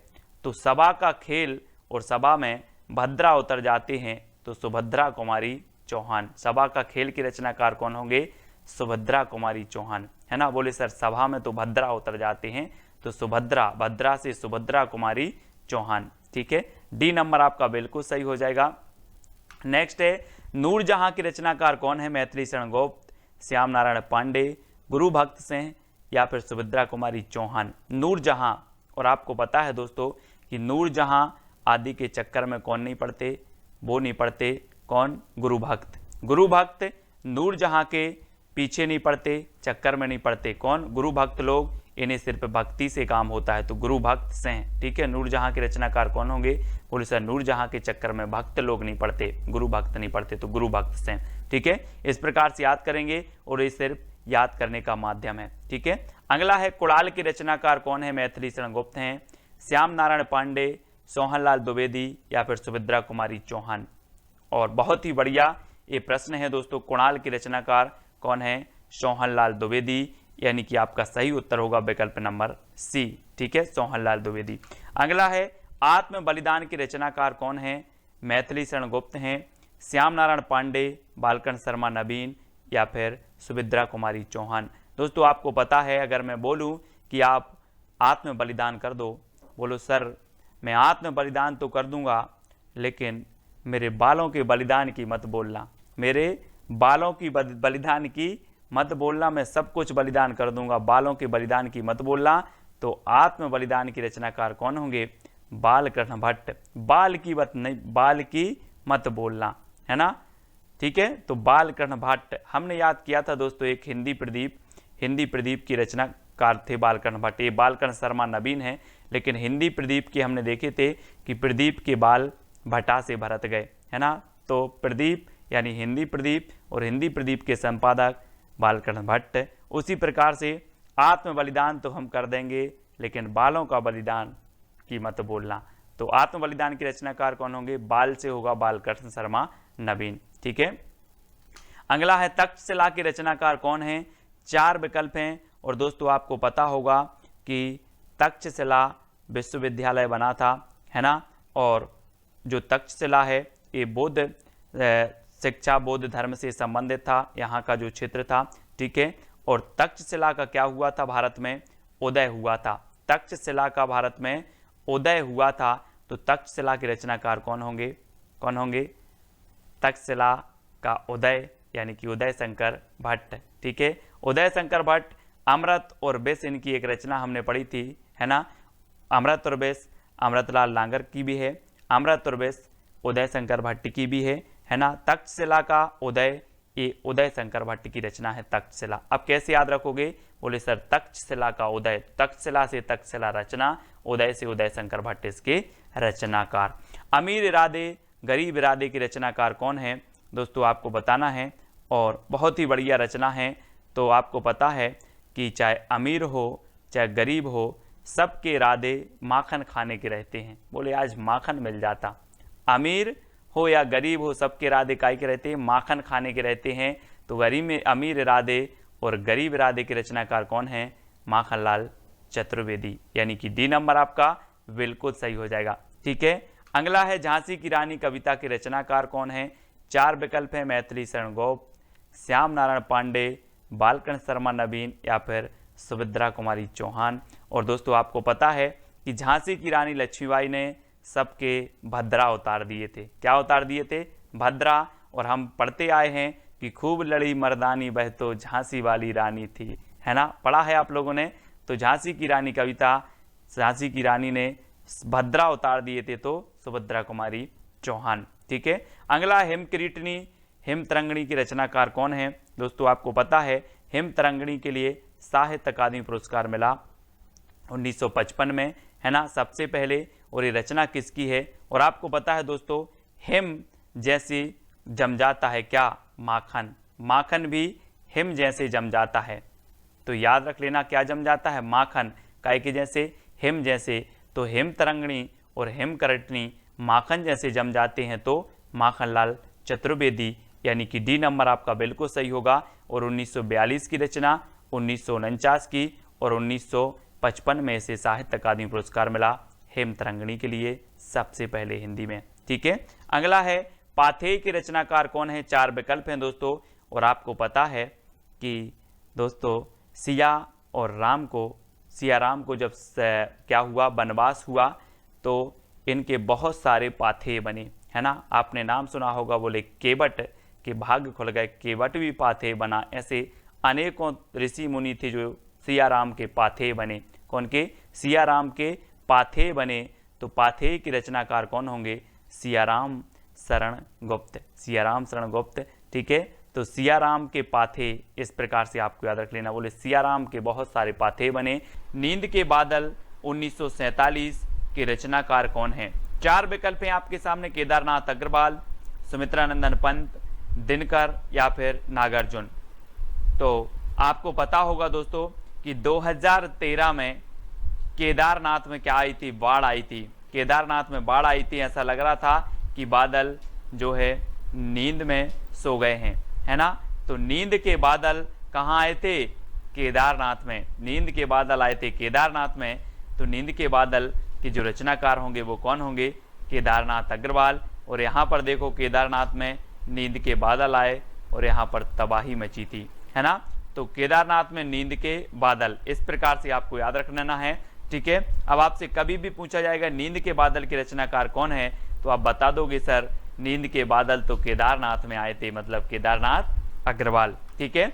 हिल्लोल के रचनाकार कौन है दोस्तों? 4 विकल्प हैं। और आपको पता है कि केदारनाथ जाना जाता है दोस्तों, शिव का एक धाम है, शिव जी का एक धाम है केदारनाथ। और जब केदारनाथ में बाढ़ आई, केदारनाथ में दोस्तों जब पानी की बाढ़ आई तो हिलोर लग रही थी। देखो चित्र में हिलोर लग रही थी, किसे लग रही थी? शिव जी को हिलोर लग रही थी, शिव जी को। तो हिलोर से हिल्लोल, और हिल्लोल के रचनाकार कौन होंगे? शिव मंगल सिंह सुमन। यानी कि आपका जो विकल्प नंबर सी है वो बिल्कुल सही हो जाएगा, क्योंकि क्या लग रही थी शिव को? हिलोर लग रही थी, हिलोल। ठीक है, इस प्रकार से यानी कि जो सा नंबर है वो आपका बिल्कुल सही हो जाएगा। नेक्स्ट है दोस्तों, मिट्टी की बारात के रचनाकार कौन है? त्रिलोचन, शिव मंगल सिंह सुमन, दोनों, या फिर नागार्जुन।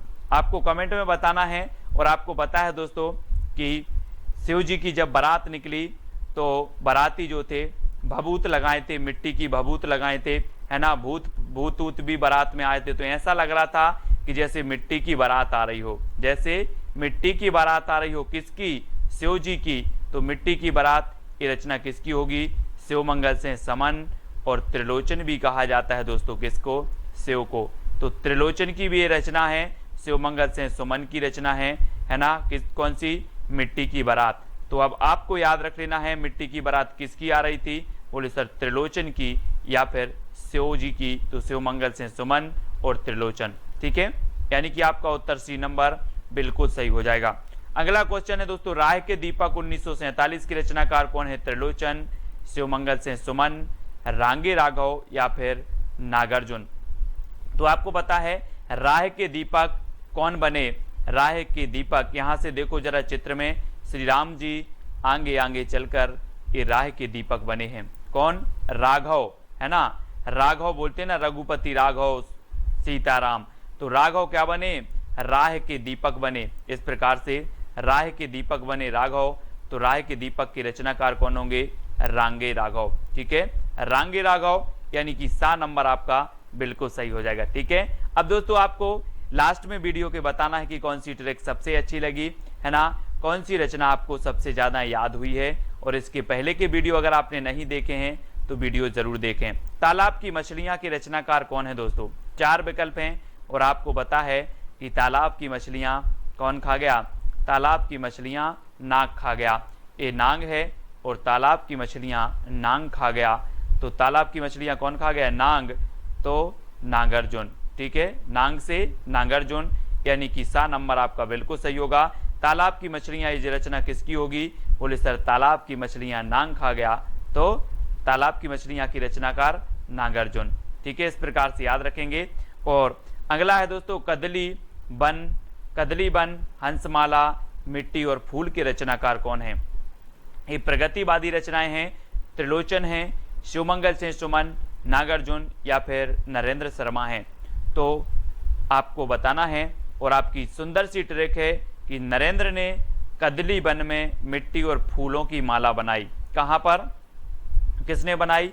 नरेंद्र ने। तो नरेंद्र शर्मा कदली वन में, तो कदली वन मिट्टी और फूलों की, तो मिट्टी और फूल और माला से हंसमाला।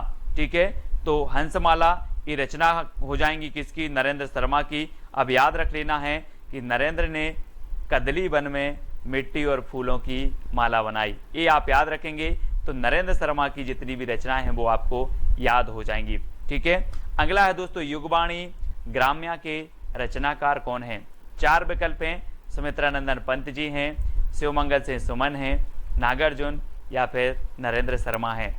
तो युग की वाणी और ग्राम्या, इसके रचनाकार कौन माने जाते हैं? आपको पता है दोस्तों, सुमित्रानंदन पंत ये प्रगतिवाद के प्रवर्तक माने जाते हैं। और युगांत, युगवाणी, ये जो रचनाएं हैं ग्राम्या, ये किसकी हो जाएंगी? ये हो जाएंगी आपकी दोस्तों आपके सुमित्रानंदन पंत जी की। पंत जी यानी कि जो आ नंबर है वो आपका बिल्कुल सही हो जाएगा, ग्राम्या और युगवाणी। ठीक है, तो ये चीज आपको याद रखनी है, ये नंबर आपका बिल्कुल सही हो जाएगा। अगला है दोस्तों, पिघलते पत्थर 1946 के रचनाकार कौन है? आपको पता है दोस्तों कि पत्थर कैसा भी हो, या पत्थर दिल बोलते ना अपन, कि वो तो पत्थर दिल है। कोई भी पत्थर दिल हो रघुवीर के पास आ जाए तो पिघलते पत्थर भी पिघल जाते हैं, पत्थर दिल भी पिघल जाते हैं। तो पिघलते पत्थर कहाँ पर? पिघलते पत्थर कहाँ पर? रांगे राघव के पास, राघव के दरबार में पिघलते पत्थर तो रांगे राघव की रचना है 1946 की ये रचना है। और पिघलते पत्थर कहाँ पर, राघव के दरबार में, है ना। तो रांगे राघव यानी सा नंबर आपका बिल्कुल सही हो जाएगा। अब कभी भी आपसे रचना पूछी जाएगी, बोले सर पिघलते पत्थर, तो पिघलते पत्थर भी पिघल जाते हैं कहाँ पर, रांगे या फिर राघव के दरबार में। ठीक है, अगला है युगधारा 1953 सतरंगे पंखों वाली की रचनाकार कौन है, सुमित्रानंदन पंत जी, शिवमंगल सिंह सुमन, रांगे राघव या फिर नागार्जुन। और आपको पता है दोस्तों कि युगधारा और सतरंगे पंखे वाली, तो आपको कैसे याद रख लेना है, एक ट्रिक है कि नागार्जुन की युगधारा सतरंगे पंखे वाली है, नागार्जुन की युगधारा सतरंगे पंखे वाली है। ठीक है, अभी हमने पढ़ा कि तालाब की मछलियां नाग खा गया, अब नागार्जुन की युगधारा सतरंगे पंखों वाली है, तो युगधारा और सतरंगे पंखों वाली है, ये भी आपकी नागार्जुन की ही होगी। ठीक है, तो नागार्जुन यानी कि जो डी नंबर है वो आपका बिल्कुल सही हो जाएगा। अगला है प्रलय और सृजन की रचनाकार कौन है दोस्तों, सुमित्रानंदन पंत हैं, शिवमंगल सिंह सुमन, रांगे राघव या फिर नागार्जुन। आपको पता है कि शिव जी के पास प्रलय भी पलते हैं और सृजन भी, है ना। प्रलय और सृजन सभी पलते हैं कहाँ पर, शिव जी के पास, तो शिव जी के पास पलते हैं तो शिवमंगल सिंह सुमन। बोले प्रलय और सृजन किसकी है, तो आप बता दोगे कि सर ने बताया था कि प्रलय और सृजन तो शिवमंगल जी के पास पलते हैं, है ना, शिव के पास पलते हैं, तो शिवमंगल सिंह सुमन, ये चीज़ आपको याद रखनी है। ठीक है, अभी हमने कहा किया था मिट्टी की बारात त्रिलोचन और शिवमंगल सिंह सुमन की, है ना, अलग अलग रचना इनकी एक ही नाम से है। ठीक है, और ये प्रलय और सृजन 1944 की रचना, ये शिवमंगल सिंह सुमन की है। ठीक है, अगला है ऋतु संहार रंग रूप के रचनाकार कौन है, सुमित्रानंदन पंत जी हैं, शिवमंगल सिंह सुमन, रामविलास शर्मा या फिर नागार्जुन। ऋतु संहार और रंग रूप के रचनाकार कौन हैं, आपको याद रख लेना है। एक छोटा सा कोड है दोस्तों कि ऋतु का रंग रूप रामविलास जैसा है, ऋतु का रंग रूप कैसा है, रामविलास जैसा है, तो ऋतु से आपका बनेगा दोस्तों ऋतु संहार, और रंग रूप से रंग रूप, और किसके जैसा है, रामविलास, तो रचनाकार कौन होंगे, रामविलास शर्मा, यानी कि जो सी नंबर है वो आपका बिल्कुल सही हो जाएगा। अब आपसे कभी भी पूछा जाएगा ऋतु संहार किसकी रचना है, तो आप बोलोगे कि ऋतु का रंग रूप रामविलास शर्मा जैसा है ना, या रामविलास जैसा है, तो ऋतु का रंग रूप तो ऋतु संहार, रंग रूप से रंग रूप, रामविलास से रामविलास शर्मा। ठीक है, अगला है जिजीविषा संतरण और संकल्प के रचनाकार कौन है दोस्तों, ये प्रगतिवादी रचना है। जिजीविषा यानी कि जीने की इच्छा, संतरण संकल्प, इनकी रचनाकार कौन है, पंत जी, शिवमंगल सिंह सुमन, महेंद्र भटनागर या फिर नागार्जुन। और आपका बिल्कुल सही आंसर है दोस्तों, यहाँ पर ट्रिक याद रखना है कि महेंद्र ने संत बनकर जिजीविषा का संकल्प लिया, संत बनकर जिजीविषा यानी कि जीने का संकल्प लिया। तो किसने लिया, महेंद्र भटनागर ने, इसलिए जिजीविषा, संतरण और संकल्प ये तीनों ही रचनाएं किसकी हैं, महेंद्र भटनागर की हैं। और महेंद्र ने संत बनकर जिजीविषा का संकल्प लिया, ये आपकी ट्रिक हो जाएगी। ठीक है, और दोस्तों ये सारे नोट्स आपको ज्वाइन मेंबर यानी कि ज्वाइन ग्रुप में मिलेंगे। ठीक है, तो आप ज्वाइन मेंबर अवश्य बने चैनल के। ठीक है, अगला है गुलाब और बुलबुल के रचनाकार कौन है, सुमित्रानंदन पंत हैं, शिवमंगल सिंह सुमन हैं, महेंद्र भटनागर या फिर त्रिलोचन।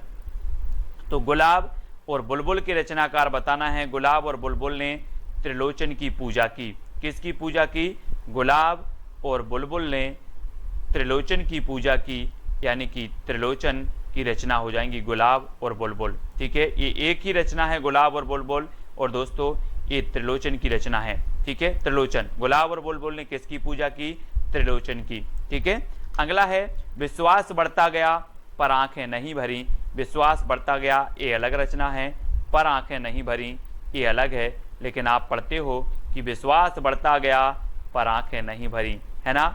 शिव को देखते देखते दर्शन करते करते विश्वास बढ़ता गया, पर दर्शन से दोस्तों आंखें नहीं भरी, आंखें नहीं भरी, ऐसा लगता कि शिव के दर्शन करते ही रहें। तो शिव को देखते देखते विश्वास बढ़ता गया पर आंखें नहीं भरी, ये आपकी ट्रिक है। शिव पर विश्वास बढ़ता गया पर आंखें नहीं भरी। ये दोनों ही रचना शिव मंगल सिंह सुमन की हैं, शिव मंगल सिंह सुमन की, है ना। विश्वास बढ़ता गया पर आंखें नहीं भरी, ठीक है। तो ये चीज आपका बी नंबर आपका बिल्कुल सही हो जाएगा, शिव मंगल सिंह सुमन। अगला है दोस्तों, तुमने कहा था खून और शोले, ये किसकी रचनाएं हैं? अभी तक आपने फ्लैशबैक शैली में कौन सी रचना पढ़ी होगी दोस्तों? फ्लैशबैक शैली में पढ़ी होगी उसने कहा था, है ना। उसने कहा था पढ़ी थी, किसकी है उसने कहा था? चंद्रधर शर्मा गुलेरी की। लेकिन आज आपको तुमने कहा था भी पढ़ना है। तुमने कहा था खून और शोले की रचनाकार कौन है? सुमित्रा नंदन पंत जी हैं, शिव मंगल सिंह सुमन, महेंद्र भटनागर या फिर नागार्जुन है। तब आपका बिल्कुल सही यहाँ पर आंसर हो जाएगा, तुमने कहा था कि खून और शोले। खून और शोले ये नागार्जुन की रचना है दोस्तों, खून और शोले, है ना। किसने कहा था? नांग ने कहा था, नागार्जुन ने कहा था कि खून और शोले, अभी कम सोया है और शोले। तो तुमने कहा था खून और शोले ये रचनाएं हैं किसकी? नागार्जुन साहब की हैं, ठीक है। प्यासी पथराई आंखें नागार्जुन की है ना। इन सभी रचनाओं को याद रख लेना है। तुमने कहा था खून और शोले नागार्जुन जी की, ठीक है। बेला और नए पत्ते के रचनाकार कौन है? सुमित्रा नंदन पंत जी हैं, निराला, महेंद्र भटनागर या फिर नागार्जुन। तो आपको पता है दोस्तों कि बेला हो या नए पत्ते हो या कुकुरमुत्ता हो, ये निराला जी की प्रगतिवादी रचनाएं मानी जाती हैं। आपको याद रख लेना है, आपसे क्वेश्चन पूछा जाएगा निम्न में से बताइए निराला की कौन सी रचना प्रगतिवादी है? तो आपको पता होगा बेला, नए पत्ते, कुकुरमुत्ता ये इनकी प्रगतिवादी रचनाएं हैं। और कुकुरमुत्ता के नए पत्ते की बेला कैसी है? निराली है। तो कुकुरमुत्ता, नए पत्ते और बेला ये तीनों ही रचनाएं निराली से बनेगा आपका निराला, ठीक है। तो निराली हैं। ये आपकी ट्रिक है कि कुकुरमुत्ता के नए पत्ते की बेला निराली है, ठीक है। तो यहां से याद रखेंगे। और बी नंबर आपका बिल्कुल सही होगा। पंख और पतवार के रचनाकार कौन है दोस्तों? पंख और पतवार, आपको पता है कि पंख और पतवार दोनों कहाँ चल रहे थे? कहाँ चल रहे थे? केदारनाथ में जब बाढ़ आई तो या तो पंख चल रहे थे, पंख यानी कि हेलीकॉप्टर उड़ रहे थे पंखा से, या फिर नाव की पतवार चल रही थी। कहाँ पर? केदारनाथ में। तो ये दो ही चीजें हो रही थी, बाकी और कुछ नहीं हो रहा था, पंख या तो पतवार। कहाँ? केदारनाथ। तो केदारनाथ अग्रवाल इसकी रचनाएं होंगी। अब कभी भी पूछा जाएगा कि पंख और पतवार के रचनाकार कौन है, तो आप बोलोगे कि पंख चल रहा था या फिर पतवार चल रही थी। कहाँ पर? केदारनाथ। तो केदारनाथ अग्रवाल, ठीक है। इस प्रकार से कटे अंगूठे के बंधनवार की रचनाकार कौन है? कटे अंगूठे सुमित्रा नंदन पंत की है, निराला, केदारनाथ अग्रवाल या फिर शिव मंगल सिंह सुमन की है। कटे अंगूठे के बंधनवार, और बहुत ही बढ़िया है दोस्तों, अगर आप शिव की भक्ति करते हो तो आपके जो बंधनवार भी हैं वो सारे कट जाएंगे, है ना। कटे अंगूठे के बंधनवार और हम करते करते शिव की भक्ति, ये आपके कट जाएंगे, यानी कि शिव मंगल सिंह सुमन आपका बिल्कुल सही हो जाएगा। बोले शिव की भक्ति करते करते कटे अंगूठे के बंधनवार, कटे अंगूठे के बंधनवार शिव मंगल सिंह सुमन। हजार हजार बाहों वाली की रचनाकार कौन है दोस्तों? सुमित्रा नंदन पंत, नागार्जुन, केदारनाथ अग्रवाल, शिव मंगल सिंह सुमन। और आपको पता होगा कि हजार हजार बाहों वाला व्यक्ति भी आ जाए लेकिन नांग को नहीं पकड़ पाएगा। किसको नहीं पकड़ पाएगा? नांग को। तो ये रचना किसकी होगी? किसकी होगी? बोले सर हजार बाहों वाली भी आ जाएं तब भी नांग को नहीं पकड़ पाएंगे, तो नागार्जुन की रचना हो जाएगी हजार हजार बाहों वाली, यानी कि आपका जो बी नंबर है वो आपका बिल्कुल सही हो जाएगा, ठीक है। B number. अजय खंडहर के रचनाकार कौन है? अजय खंडहर बताना है दोस्तों, और 4 विकल्प हैं और आपको बताना है कि अजय कौन था। अजय कौन था? सुमित्रा नंदन पंत, राघव थे, केदारनाथ थे या फिर शिव मंगल सिंह सुमन। आपको पता होगा कि जो राघव थे, राघव ये अजय थे, इन्हें जीता नहीं जा सकता था, है ना। राघव से आपका बनेगा रांगे राघव और अजय से अजय खंडहर। अजय खंडहर के रचनाकार कौन होंगे? रांगे राघव, है ना। अब आपसे कभी पूछा जाएगा अजय खंडहर किसकी है, तो बोले सर अजय तो राघव थे, तो राघव को जीता नहीं जा सकता, तो रांगे राघव की रचना है अजय खंडहर। मैं वक्त के हूँ सामने की रचनाकार कौन है? 2 सेकंड आपको दिए जाएंगे, आपको उत्तर बताना है। मैं वक्त के हूँ सामने की रचनाकार कौन है? गिरजा कुमार माथुर, भवानी प्रसाद मिश्र, शमशेर बहादुर या फिर अज्ञे। तो मैंने आपको कई बार याद करवाया हूं दोस्तों कि वक्त के सामने क्यों खड़े हो गिरजा, वक्त के सामने क्यों खड़े हो गिर जाओ भाई। तो किसकी हो जी, गिरजा, तो गिरजा कुमार माथुर की, यानी कि ये नंबर आपका बिल्कुल सही हो जाएगा। और दोस्तों आपको पता है कि इसे 1991 में साहित्य अकादमी पुरस्कार भी मिला है। मैं वक्त के हूँ सामने के लिए गिरजा कुमार माथुर की रचना है और इसे 1991 में साहित्य अकादमी पुरस्कार मिल जाता है। ठीक है, अगला क्वेश्चन है प्लाट का मोर्चा के रचनाकार कौन है। अब 2 सेकंड आपको दिए जाते हैं और दोस्तों प्लाट के मोर्चे में कोई सियार को उतारोगे कि शेर को उतारोगे, जल्दी से बताना है। प्लाट के बोले सर बेटा प्लाट के मोर्चे में मैं सियार को नहीं शेर को उतारूंगा, यानी कि प्लाट का मोर्चा शमशेर बहादुर, किसकी होगी रचना, शमशेर बहादुर का। अब याद रखना है आपको, प्लाट के मोर्चे में सियार को नहीं शेर को उतारना है, तो शमशेर बहादुर यानी सा नंबर आपका बिल्कुल सही हो जाएगा। ठीक है, अगला है दोस्तों गीत फरोश के रचनाकार कौन है। गीत फरोश 4 विकल्प है, 2 सेकंड आपको दिए जाते हैं। दोस्तों हमें किसके गीत गाना है, हमें गीत गाना है भवानी के। किसके गीत गाना है, भवानी के गीत गाना है। तो गीत फरोश रचना के रचनाकार कौन होंगे, कौन होंगे, भवानी प्रसाद मिश्र, यानी कि आपका जो विकल्प नंबर बी है वो बिल्कुल सही हो जाएगा। बी नंबर 1956 की रचना मानी जाती है। और अगला है दोस्तों आंगन के पार द्वार के रचनाकार कौन है, और 4 विकल्प हैं और आपका बिल्कुल सही आंसर हो जाएगा कि आंगन के द्वार पर कौन खड़े हैं, अज्ञेय खड़े हैं। आंगन के द्वार पर अज्ञेय खड़े हैं और ये रचना अज्ञेय की है, ये भी आपको याद रखनी है। ठीक है, चांद का मोह टेढ़ा के रचनाकार कौन है दोस्तों। 4 विकल्प हैं, मैं आपको बता दूं कि अगर व्यक्ति की मुक्ति हो जाए तो उसका जो मोह होता है वो सीधा नहीं रहता, ऐसा हो जाता टेढ़ा। चांद का मोह टेढ़ा, मुक्ति मिल गई तो चांद का मोह टेढ़ा हो जाता है।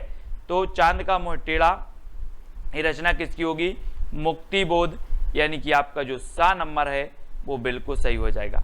ठीक है, अगला है ठंडा लोहा के रचनाकार कौन है। ठंडा लोहा, दोस्तों आपको पता है कि लोहा कितना भी गर्म हो, है ना, कितना भी गर्म हो, धर्म के पास आते ही ठंडा हो जाता है ना। लोहा कितना भी गर्म हो, धर्म के पास आते ही क्या हो जाता है, ठंडा हो जाता है लोहा।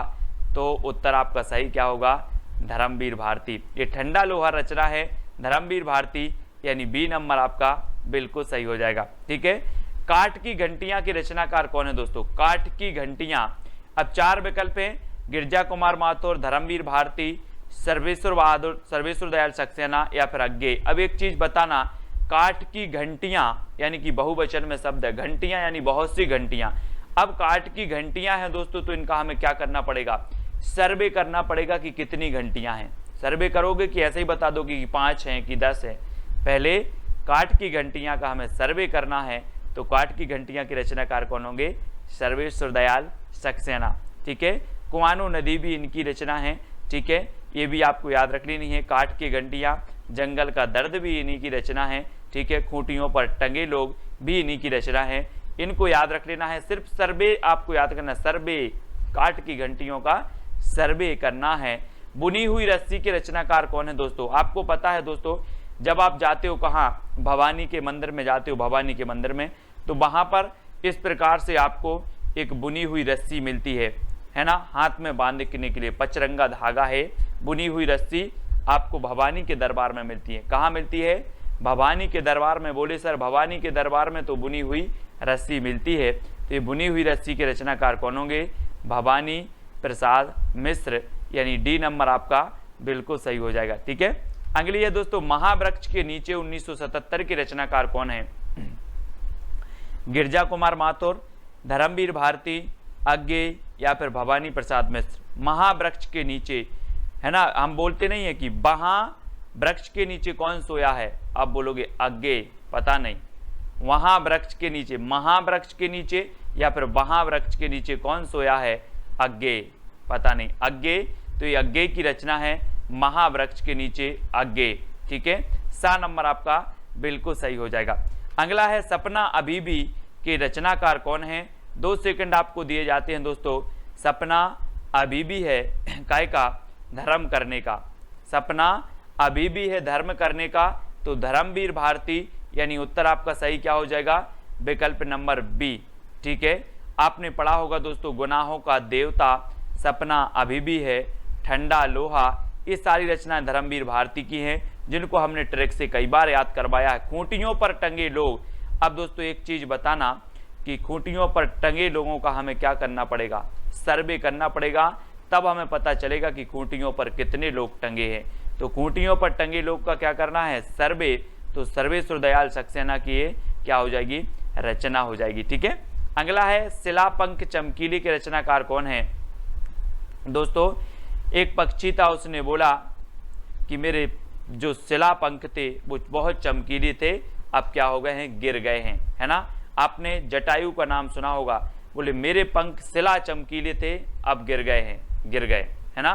तो शिलापंख चमकीले ये किसकी रचना होगी, गिरजा कुमार माथुर। गिरजा कुमार माथुर, यानी कि ए नंबर आपका बिल्कुल सही हो जाएगा। ठीक है, अगला है कामायनी एक पुनर्विचार की रचनाकार कौन है। दोस्तों आपको पता है कि कामायनी एक पुनर्विचार, और बहुत सारे लोग मुक्ति के लिए कहते हैं, मुक्ति मिल जाए भगवान, एक बार पुनर्विचार कर लो, है ना। कामायनी पुनर्विचार, कामायनी एक पुनर्विचार, काय के लिए, मुक्ति के लिए एक पुनर्विचार, तो मुक्ति बोध की रचना हो जाएगी कामायनी एक पुनर्विचार।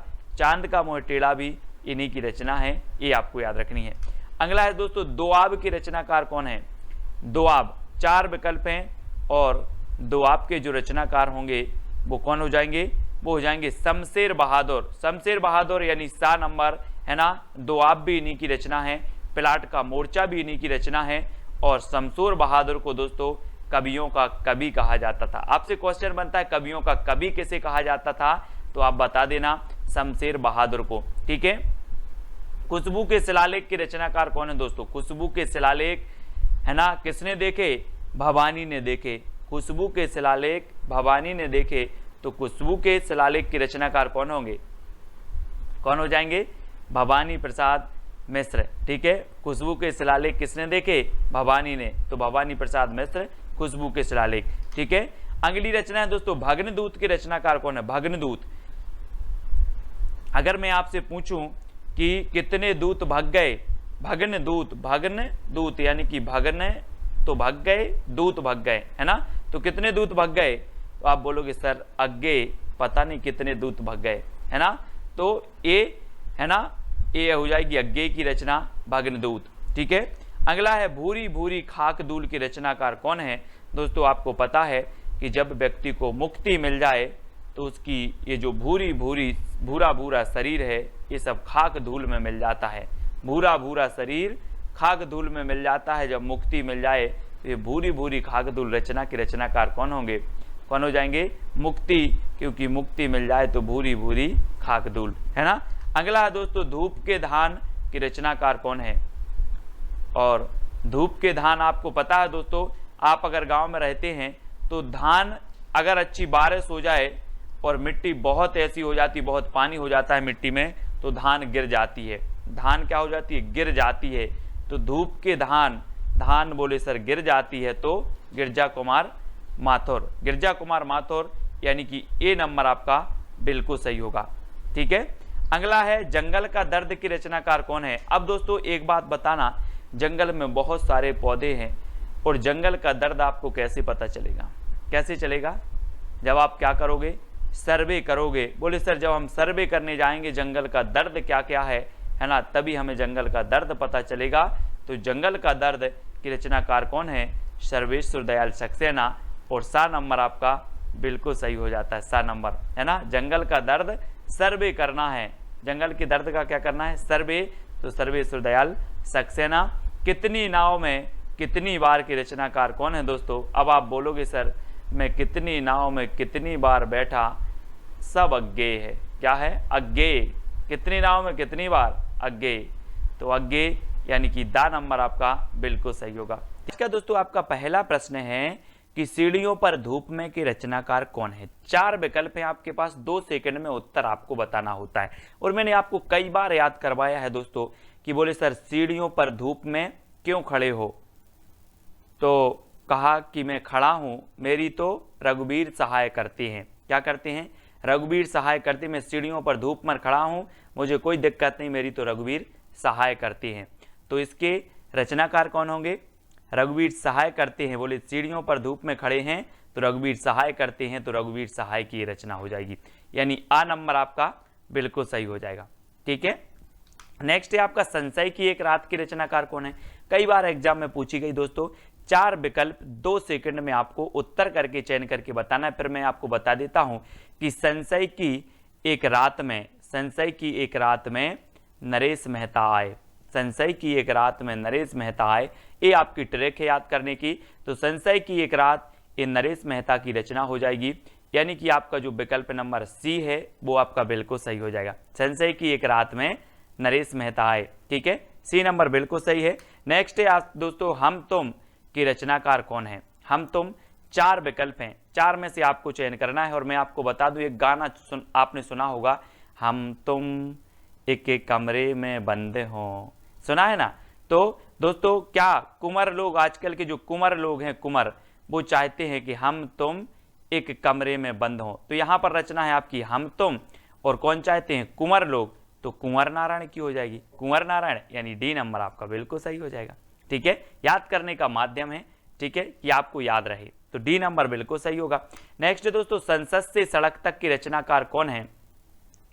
बोले सर संसद से सड़क तक धूल ही धूल मिलेगी, धूल मिलेगी, क्या मिलेगी? धूल मिलेगी, तो धूमिल, धूल मिल, इस प्रकार से धूल मिल, संसद से सड़क तक धूल मिल, तो धूमिल की रचना है, सुदामा पांडे धूमिल की, है ना? बोले सर संसद से सड़क तक धूल ही धूल मिलेगी, धूल मिल, धूमिल, ठीक है, धूमिल साहब, यानी डी नंबर आपका बिल्कुल सही होगा, धूमिल साहब हो जाएंगे इसके। अगला है मृग और तृष्णा की रचनाकार कौन है? 4 विकल्प हैं दोस्तों। मृग की तृष्णा किसे हो गई थी?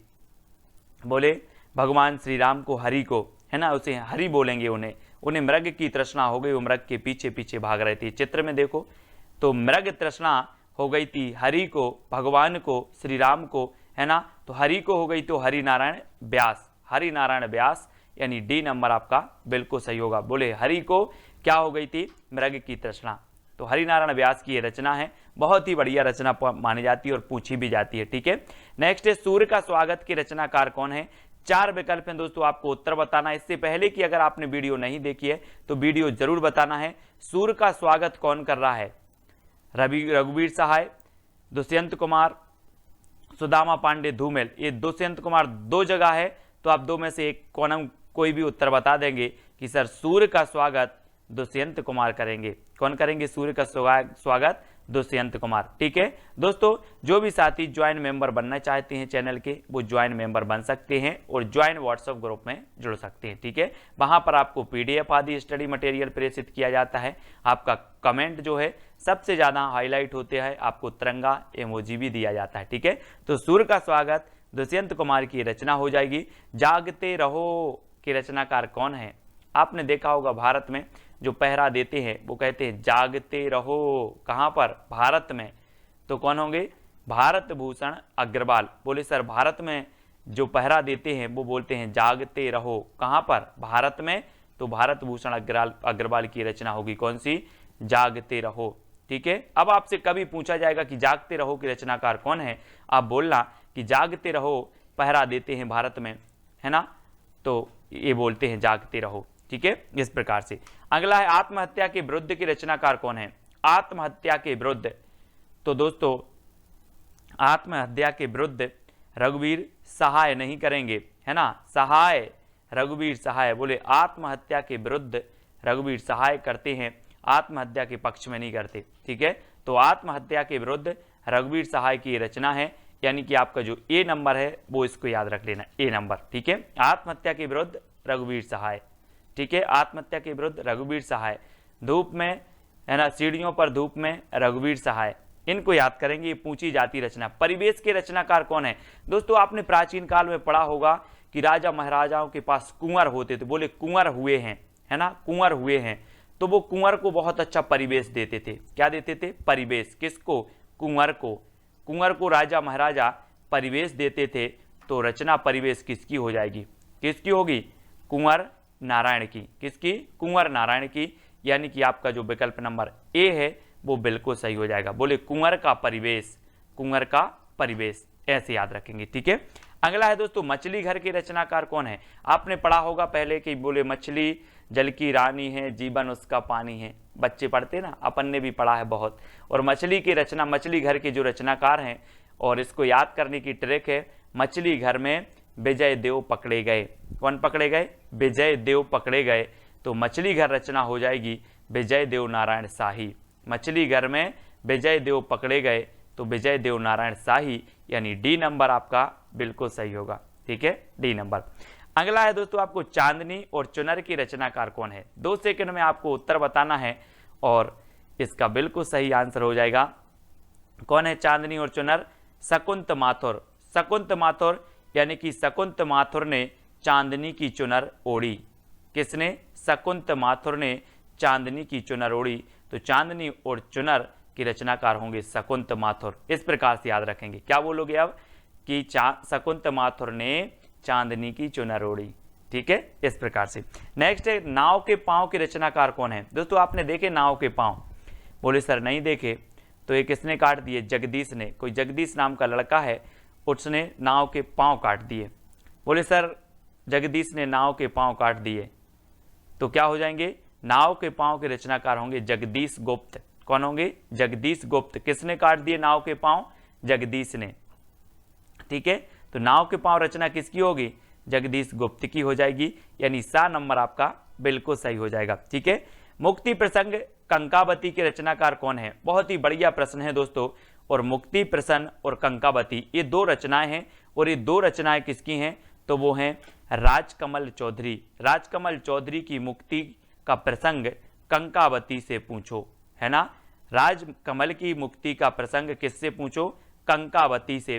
तो राजकमल से हो जाएगा आपका राजकमल चौधरी, मुक्ति से हो जाएगा मुक्ति प्रसंग, कंकावती से कंकावती। तो राजकमल की मुक्ति का जो प्रसंग है वो किससे पूछो? कंकावती से पूछो। मुक्ति का प्रसंग कंकावती से पूछो। किसकी? राजकमल की। ठीक है, तो राजकमल चौधरी। अगला है दोस्तों बांसुरी जल गई की रचनाकार कौन है। बांसुरी जल गई और जलकर क्या हो जाएगी? धूल में मिल गई। बांसुरी जल गई और धूल में मिल गई, तो कौन होंगे रचनाकार? धूल में मिल गई तो धूमिल, है ना।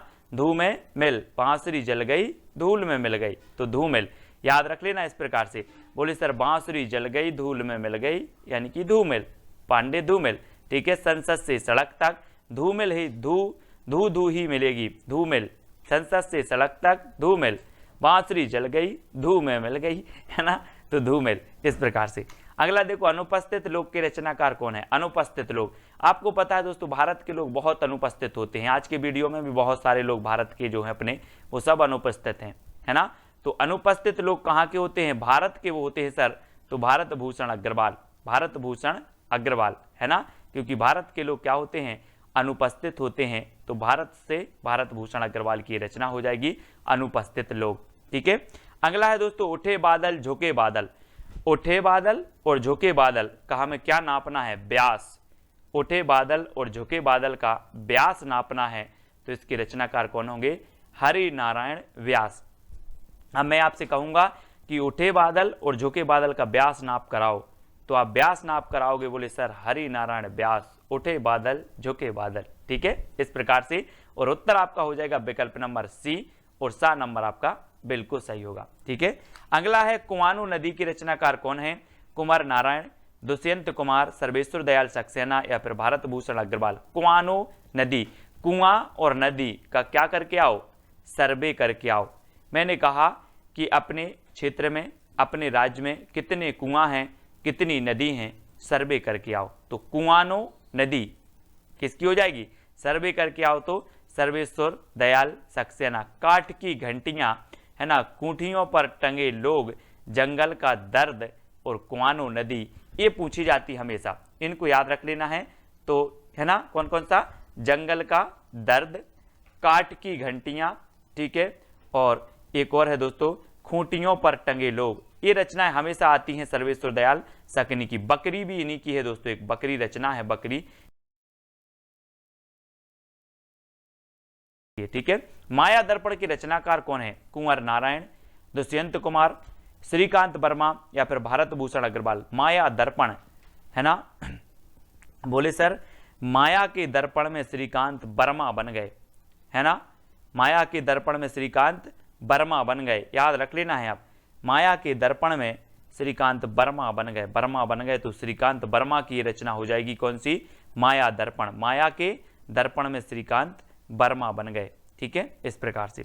अगला है मिट्टी की बारात के रचनाकार कौन है। दोस्तों यहां पर जो विकल्प दिए हैं इन विकल्प के अनुसार बताना है, नहीं तो अमृतलाल लांगर की भी रचना मिट्टी की बारात, शिवमंगल से सुमन की रचना भी मिट्टी की बारात है। और मिट्टी की बारात किसकी है, त्रिलोचन, त्रिलोचन की है। और त्रिलोचन आपको पता है शंकर जी को त्रिनेत्र कहा जाता है, त्रिनेत्र, जिनके 3 लोचन हैं उन्हें त्रिनेत्र भी कहा जाता है। और शिव भी आता है, शिव, तो शिव से शिवमंगल से सुमन की है मिट्टी की बारात, और यहाँ पर त्रिलोचन आ रहा है तो त्रिलोचन की भी मिट्टी की बारात है। इसको याद रख लेंगे, यानी कि आपका सा नंबर बिल्कुल सही हो जाएगा। ठीक है, अब अगला दोस्तों, बोलने दो चीड़ को, बोलने दो चीड़ को, ये कौन बोलेगा, कौन बोलेगा, कोई भिखारी बोलेगा कि राजा बोलेगा, है ना, राजा कुर्सी पर बैठता है ऊंचे और बोलता है कि बोलने दो चीड़ को, बोलने दो चीड़ को, तो बोलने दो चीड़ को बोला है नरेश, कौन बोला है, नरेश बोल रहा है, तो नरेश मेहता, है ना, कोई नरेश है और वो बोल रहा है कुर्सी पर, ऊंची कुर्सी पर बैठा है, बोल रहा है बोलने दो चीड़ को, नरेश मेहता, बोलने दो चीड़ को, नरेश मेहता, और सा नंबर आपका बिल्कुल सही हो जाएगा।